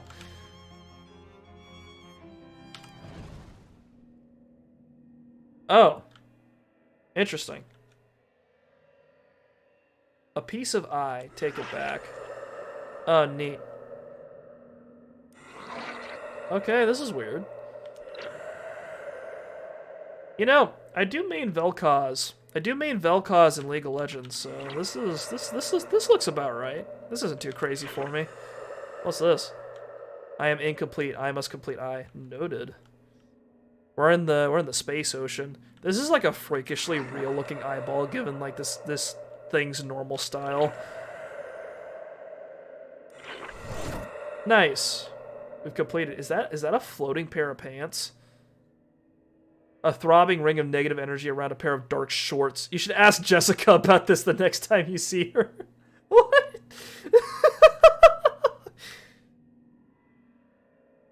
Let's get her away from this place? Okay. I don't understand, but okay. Alright, not what we wanted, but we got something regardless. Okay.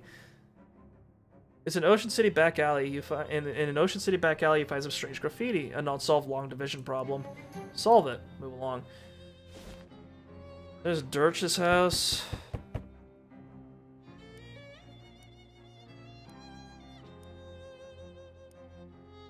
Still not quite sure how to get in there.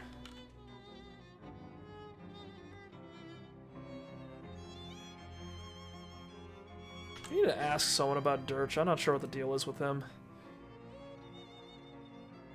You're around a street corner, encounter a woman. Oh, yeah. We've done this one before. Bewitch her. Ooh. Ooh. Ooh. We got another gun that we can sell. There's Ovid Lobdell. He set up shop here. Hey, my messenger friend. I never got your name. Hi, Ovid. I'm Musa. Thanks for pointing me here. Business is booming. Can you teach me any hobo code? Oh, sure. Do you know the one for free bed yet? Take him and leave. Alright, Johnny. About the secret plans. You have been somewhat helpful to us. I suppose I can admit to you that this encampment is about a step. Yeah. So we've still done as much as we can here. I can warm my hands. Oh, that's nice. +3 cold armor. Hell yeah.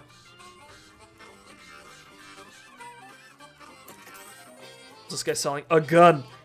Monsters carry these big old-style revolvers because they think they're more intimidating than the objectively deadlier modern variety. Pocket chemical hand warmer. 1 cold armor to a pair of pants. Puzzle ring. Its purpose is a mystery. Interesting. There's titaniums. Handsome. Yeah, anarchist hardware. Okay. I don't think we have sewer access here.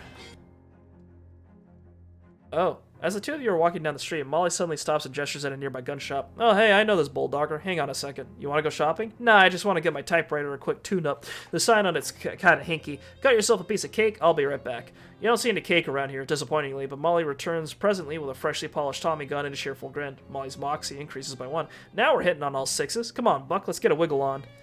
Here I thought Gabby was hard to understand.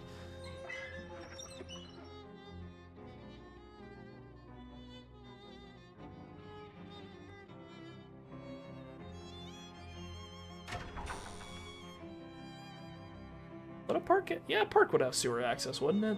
That would make sense. Maybe not. Maybe at the fridge factory? No, I'm not talking to you, man.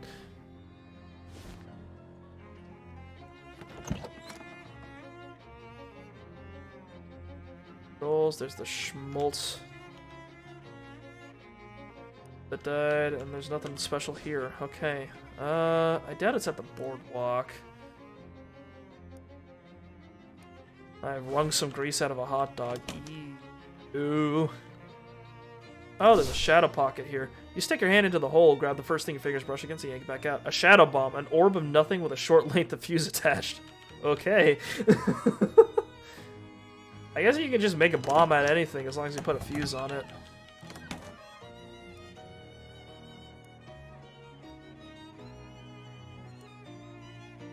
Oh, we got 7 things of Eldritch Miss. Can make a burger. There we go.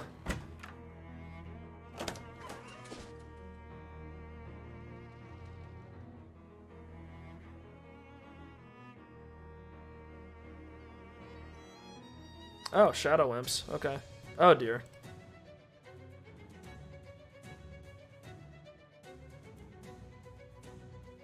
Okay. Oh yeah, bad noises. Shadow bonk. Not the snake.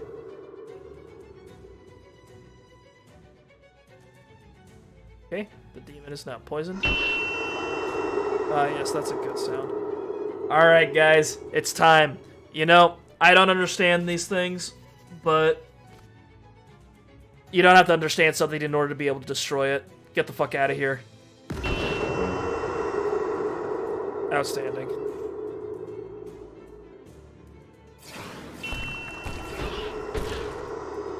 That thing's about to die. Cook this one. And we'll stench up this one.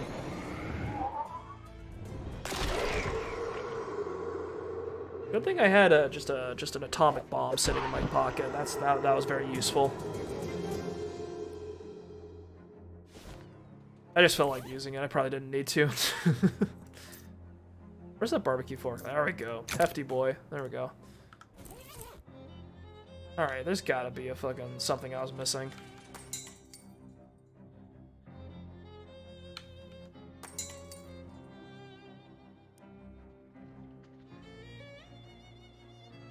We need a bunch of sugar. Still need another pound of eggs. We still need to. I don't know what to do about dirge. I can't talk to rocks. That is not a thing I'm able to do.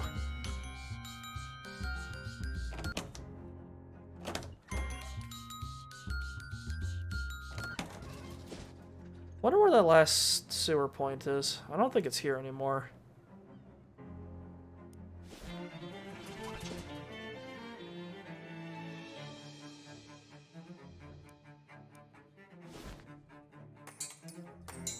Not here. I guess we'll check out the two wings, see if maybe there's like a thing down there. No, I can't afford that right now, man. Take a look. Here, level R's. Oh no, wait, no. The steam tunnels is the lowest access point we'd have, so that's the one. Hang on, I'll just fuck. Classic.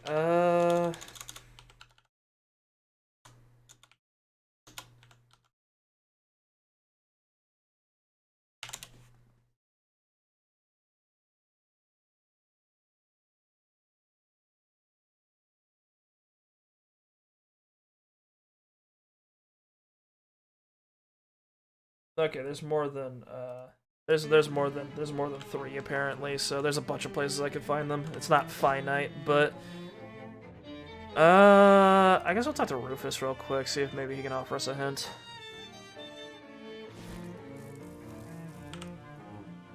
Okay, never mind. He's not helping us at all. Is there a place where there's a bunch of fishmen? Maybe we'll...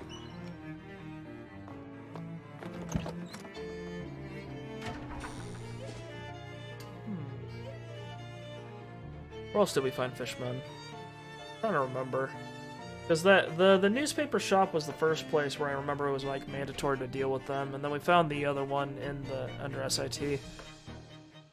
I doubt we'll find another one in the Big Moist. And I don't think there's anything at Crystal Dream Lake that'll help us out.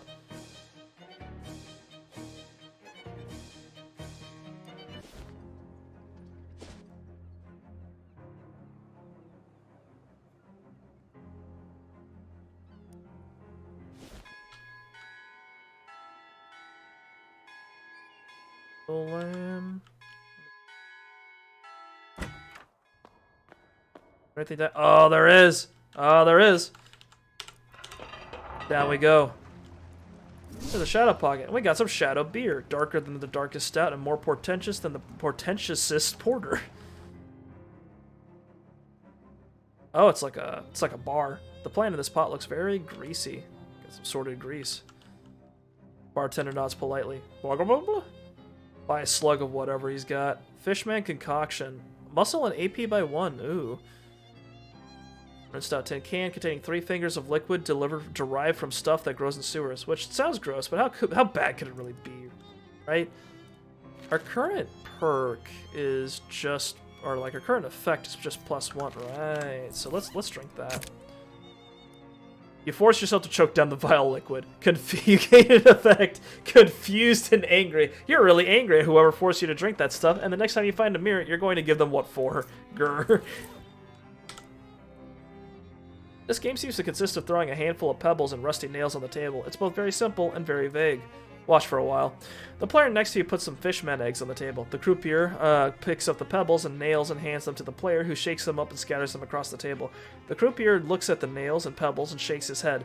The player makes an argumentative noise and points at one of the nails. The croupier sighs and peers at it closer, then shakes his head defiantly and takes the player's eggs. The player pouts. Keep your eyes on the game, not exactly sure what is going on. The dealer looks at the other player, who then places another bed of eggs. The dealer hands the pebbles and nails to the player, who kisses them and then sends them flying onto the table. The croupier inspects the nails and pebbles, then shakes his head and picks up the player's eggs. The player grumbles wetly.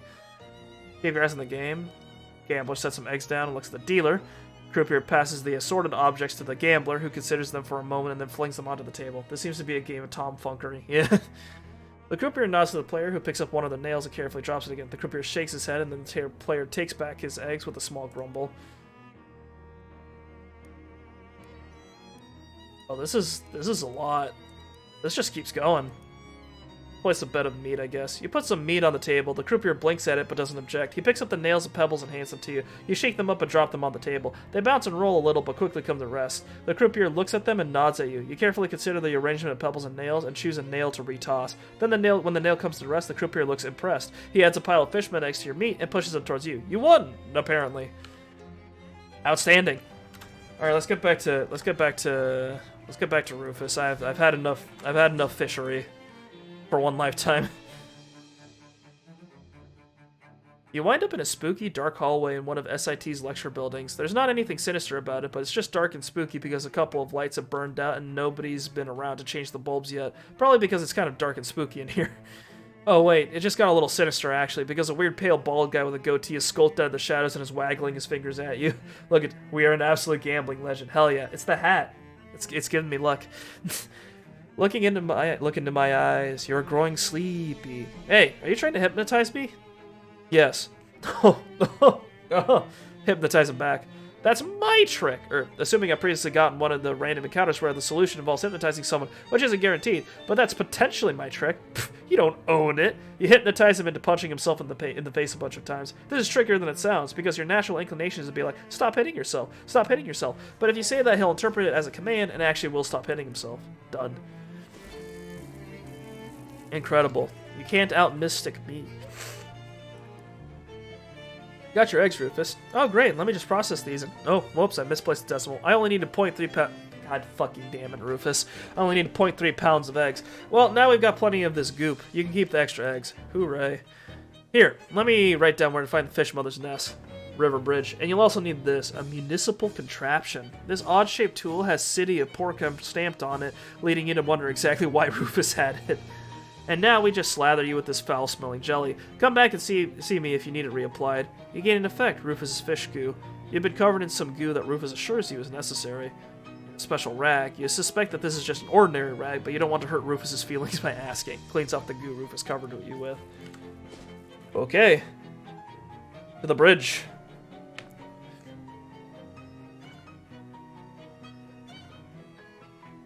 I'm not a nerd. I'm better at arm wrestling than you guys. Ooh, thank you. Alright. What the fuck is going on over here? Who designed these? Who designed this place? God. Drop a lion in off the bridge. Radioactive hatchback barracuda. Is that safe to keep in a sack? I don't think the sack's gonna protect me from radiation. Sorted grease. Someone help the architects. That's shitty. I don't know what they're doing. I don't even think they know what they're doing.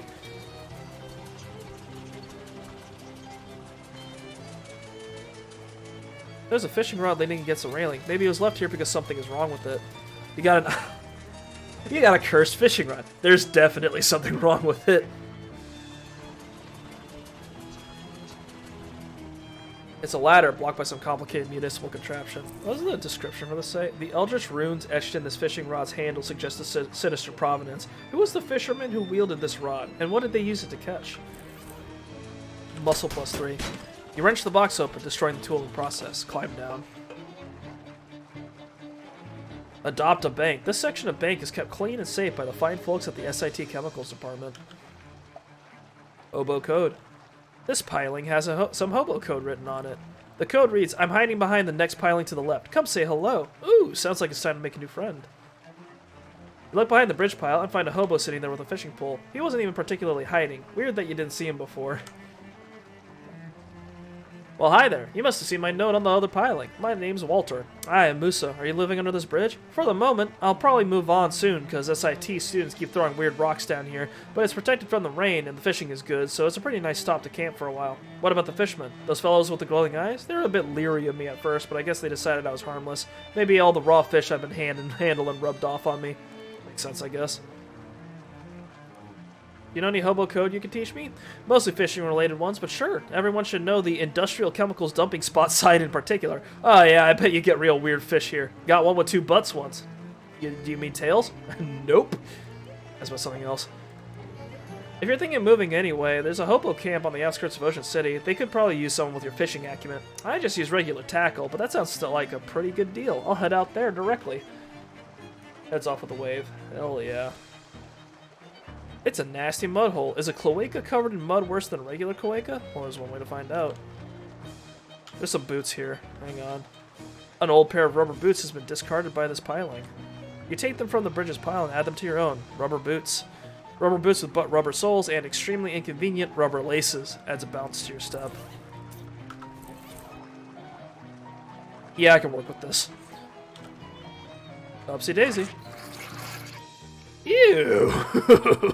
You emerge from that disgusting hole into a slightly less disgusting cave, although let's not be unclear here. The cave is very disgusting. Wet piles of eggs litter the uneven ground, and you hear a quiet gurgly breathing sound from the other end of the cavern. This kept Rufus's stupid pearl. Nasty eggs. Shadow rift. Slimy eggs. What's going on with the rift? Oh, hang on. I'm running out of oxygen. One more time.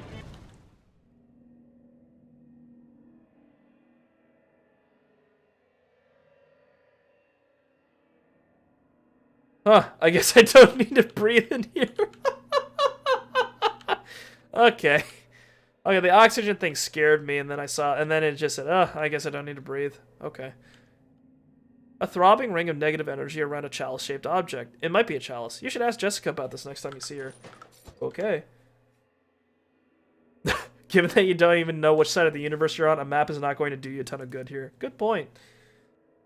So we've got shorts and a chalice. Interesting. I wonder if there's any other rifts that I just haven't interacted with. Swim back to reality.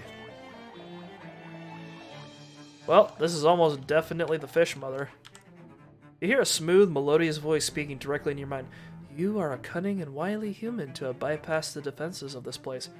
Thanks. Don't ask how I did it. I already know. Fear not. The eggs I give my children to take care of are largely non-viable. It helps keep them out of trouble if they think they have responsibilities. Why have you sought out this audience with me, human? Well, it's about the pearls. Ah, so you're a treasure hunter, are you? You, who have killed 6 of my children, yes, I counted, have the further temerity to trick your way into my lair in pursuit of material wealth. It's not like that. Your words are the ashes of one whose pants are aflame, human. I will grant you no such boon. Nuts. Alright.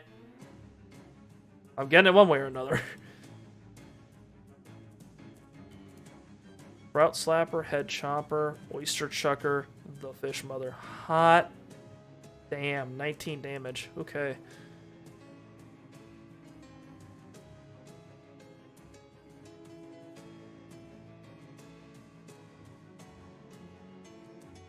Okay, if I don't clean out this guy, he's definitely going to kill me. Okay.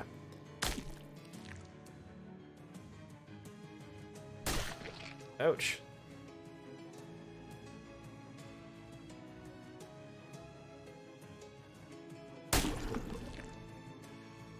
Okay, what am I gonna do?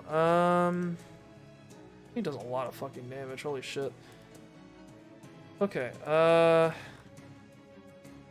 damage. That's 13 spooky damage to all energies. Enemies, we could do that. Stench, summon a tentacle. 5 physical. Fuck it, we'll just toss the bomb. This is a boss anyway. Clean. Alright.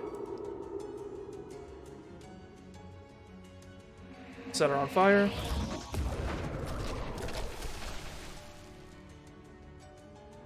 The sleaze damage, which I think is an elemental thing. Could reduce her moxie. I don't know if this is gonna help. Oh, it does. Okay. One more time. Abracavati. I got down to 13. That's slightly more workable. That 23 damage. Ouch. Alright. Gun. That's a lot of health. Good thing I've got stuff. Currently 27 health. She's currently on fire for 7, poison for 2, so she'll take 9 damage, which will knock her down to 18. I guess we're good. Heal myself just to be sure.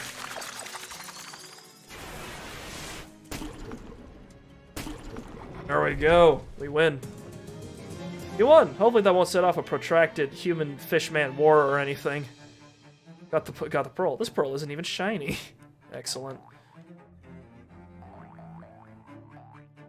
That's a lot of fish. A teeming mass of fishmen. This is apparently where the fish mother keeps most of her young. Interesting. Okay, so I guess we could come back here if we wanted to, like, level up or something. Just at 206 XP. Let's get that Limburg or Limberness. Your joints are lubricated with the finest of cheese oils. I've got +1 maximum AP. That's what I like to see. I'm up to 4 now. Back up the hole. And over to Rufus's lab. You wander into an empty classroom and find a blackboard covered with complex physics equations. Improve them. You add a few new equations to the margins of the board. A special, secret, definitely correct equations that you fabricate on the spot. Excellent. It's Rufus. I got the pearl. Don't ask me for details. That gross, huh? No questions. Wow, that pearl really is a beaut. I'm gonna have to go into hardcore analysis mode for a while. I'll give you a call when I figured out the next step of my plan. Alright. Okay, I guess this is like a multi-step thing. That takes. I want to real quick talk to Jessica and then see if I can uncurse this rod. Oh, hell yeah. The machine winds up, whirring and humming at odd intervals, casting about for some elusive frequency. This continues for some time, and you begin having difficulty breathing. Just as you fear you might pass out, the incessant cycling suddenly stops with a pop. The curse has been removed, and you can breathe once again. You got an accursed fishing rod. Stripped of all eldritch magic and mysteric, the once cursed fishing rod is now perfectly banal. Actually, it looks pretty lousy, which doesn't matter much because the line was dismissed along with the curse.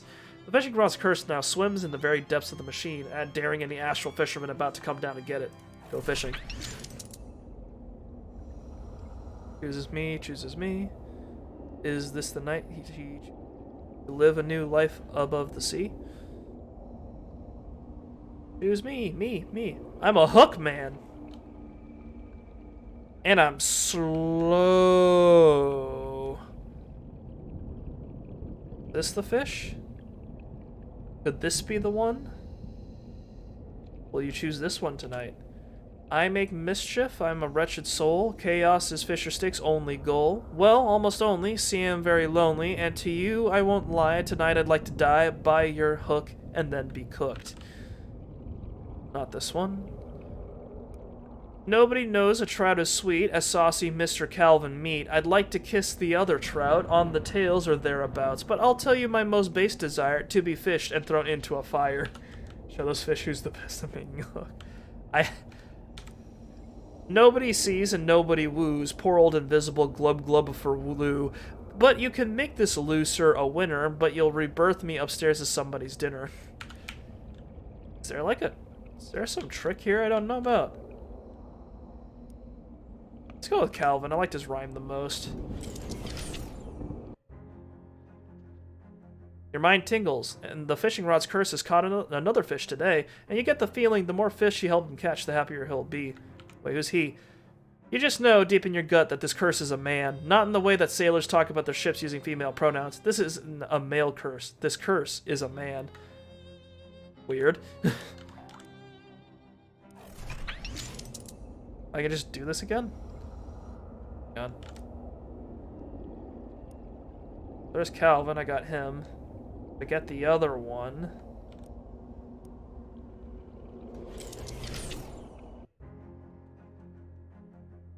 Mind tingles. The Viking's rod curse has caught another fish today, and you get the feeling the more fish you help him catch, the happier he'll be. One more time. Last guy. One with the cap.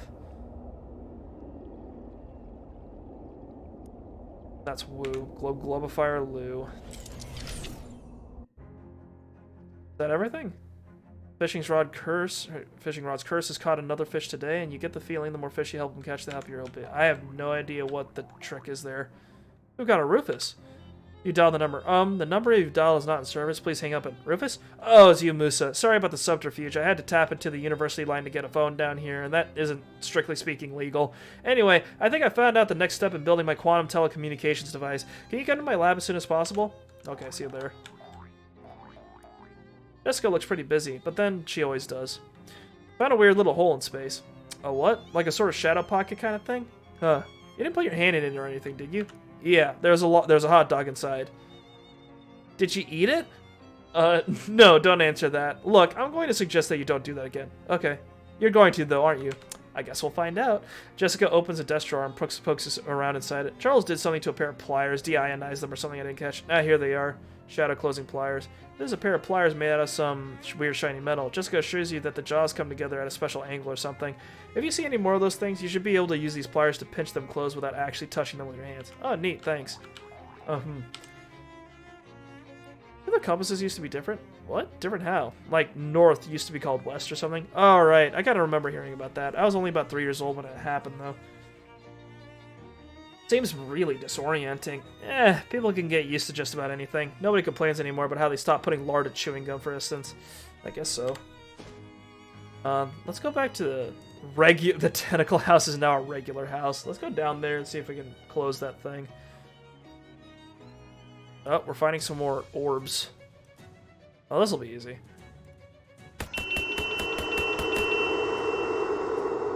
Shadow bonk. Ouch.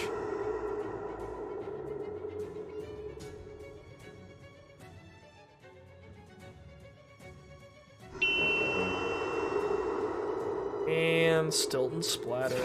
Hocus Rocafortis. There we go. Serpent continues to gain strength.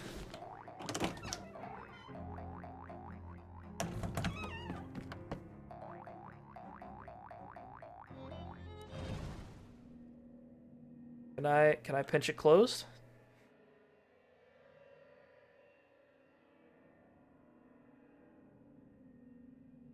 A throbbing ring of negative energy around a pair of dark shorts. Close it.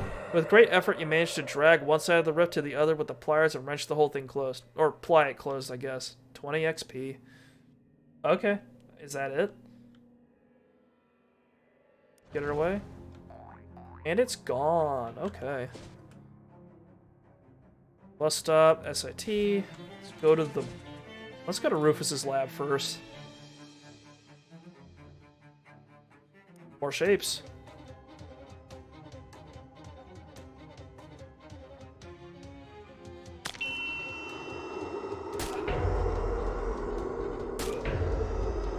Oh, that's a problem.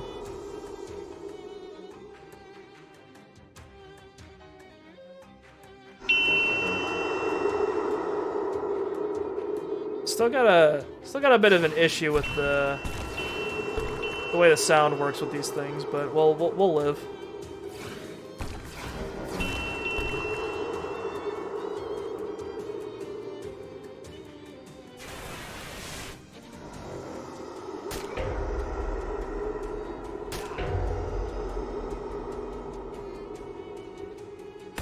There we go.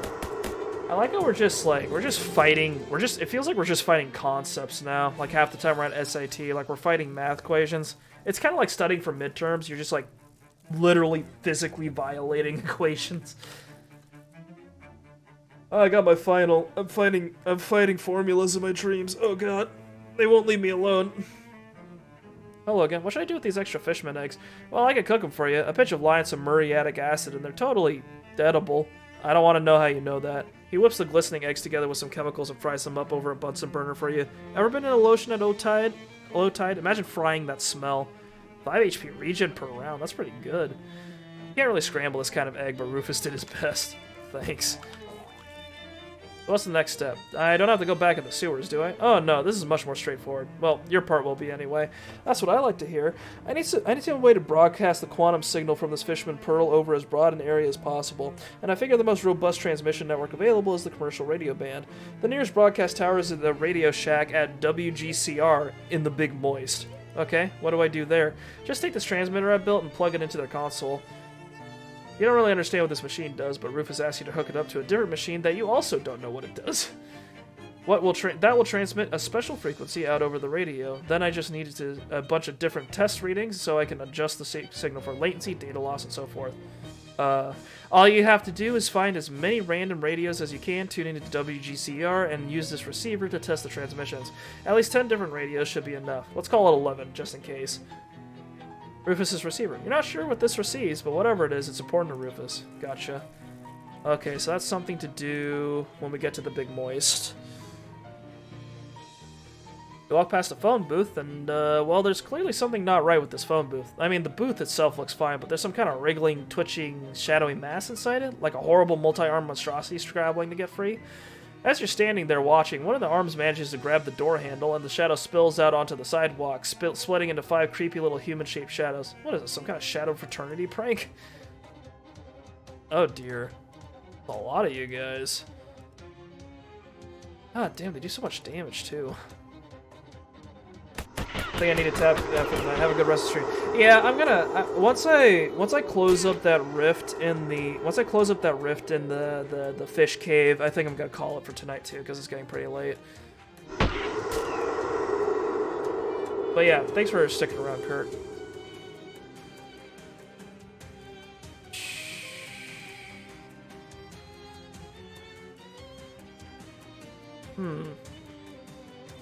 Toss this bomb out. Also gonna have to heal myself. Go.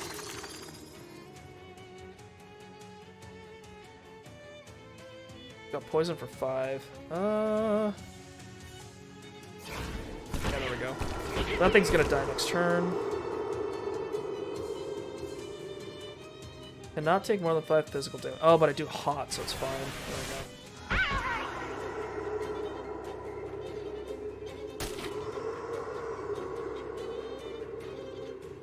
Well, the snake's gone. Rug. Cap that guy. That one's dead.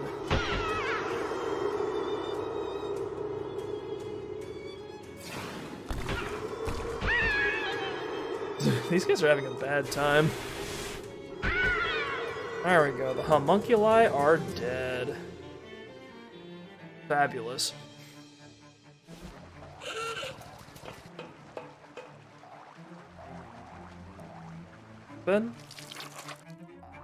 Going to the to this unspeakable nightmare dimension, where I live out my days as a blowfish man. Blows that rift with the chalice. Pinch it. You fumble around with the wet pliers and somehow manage to clumsily close the portal without dropping them. 20 XP.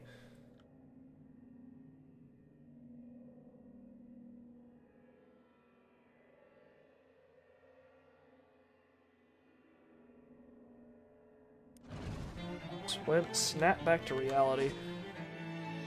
Alright. Looks like we're all good. Hang on. We've got 96 XP. Can't quite afford that last basic skill. I guess after we're done cleaning out that part of the character sheet, we just read all this stuff. We level this one up? Ooh, we can get more sleaze defense. There we go. And then she sent it back to the kitchen and said, I'll have it without the lettuce. Yikes. You wouldn't want to admit you understood that one. Alright, we got some more sleeves armor. Alright, I think that's a good sizable stream. It's pretty late over here, so I kind of need to head to bed. I can also feel my I can kind of feel my my brain cells degrading because it's quite late. So yeah, I think I will call that for a night. Thank you very much for sticking around and watching. Hope you guys enjoyed it. We will be back on Saturday with more Pentiment.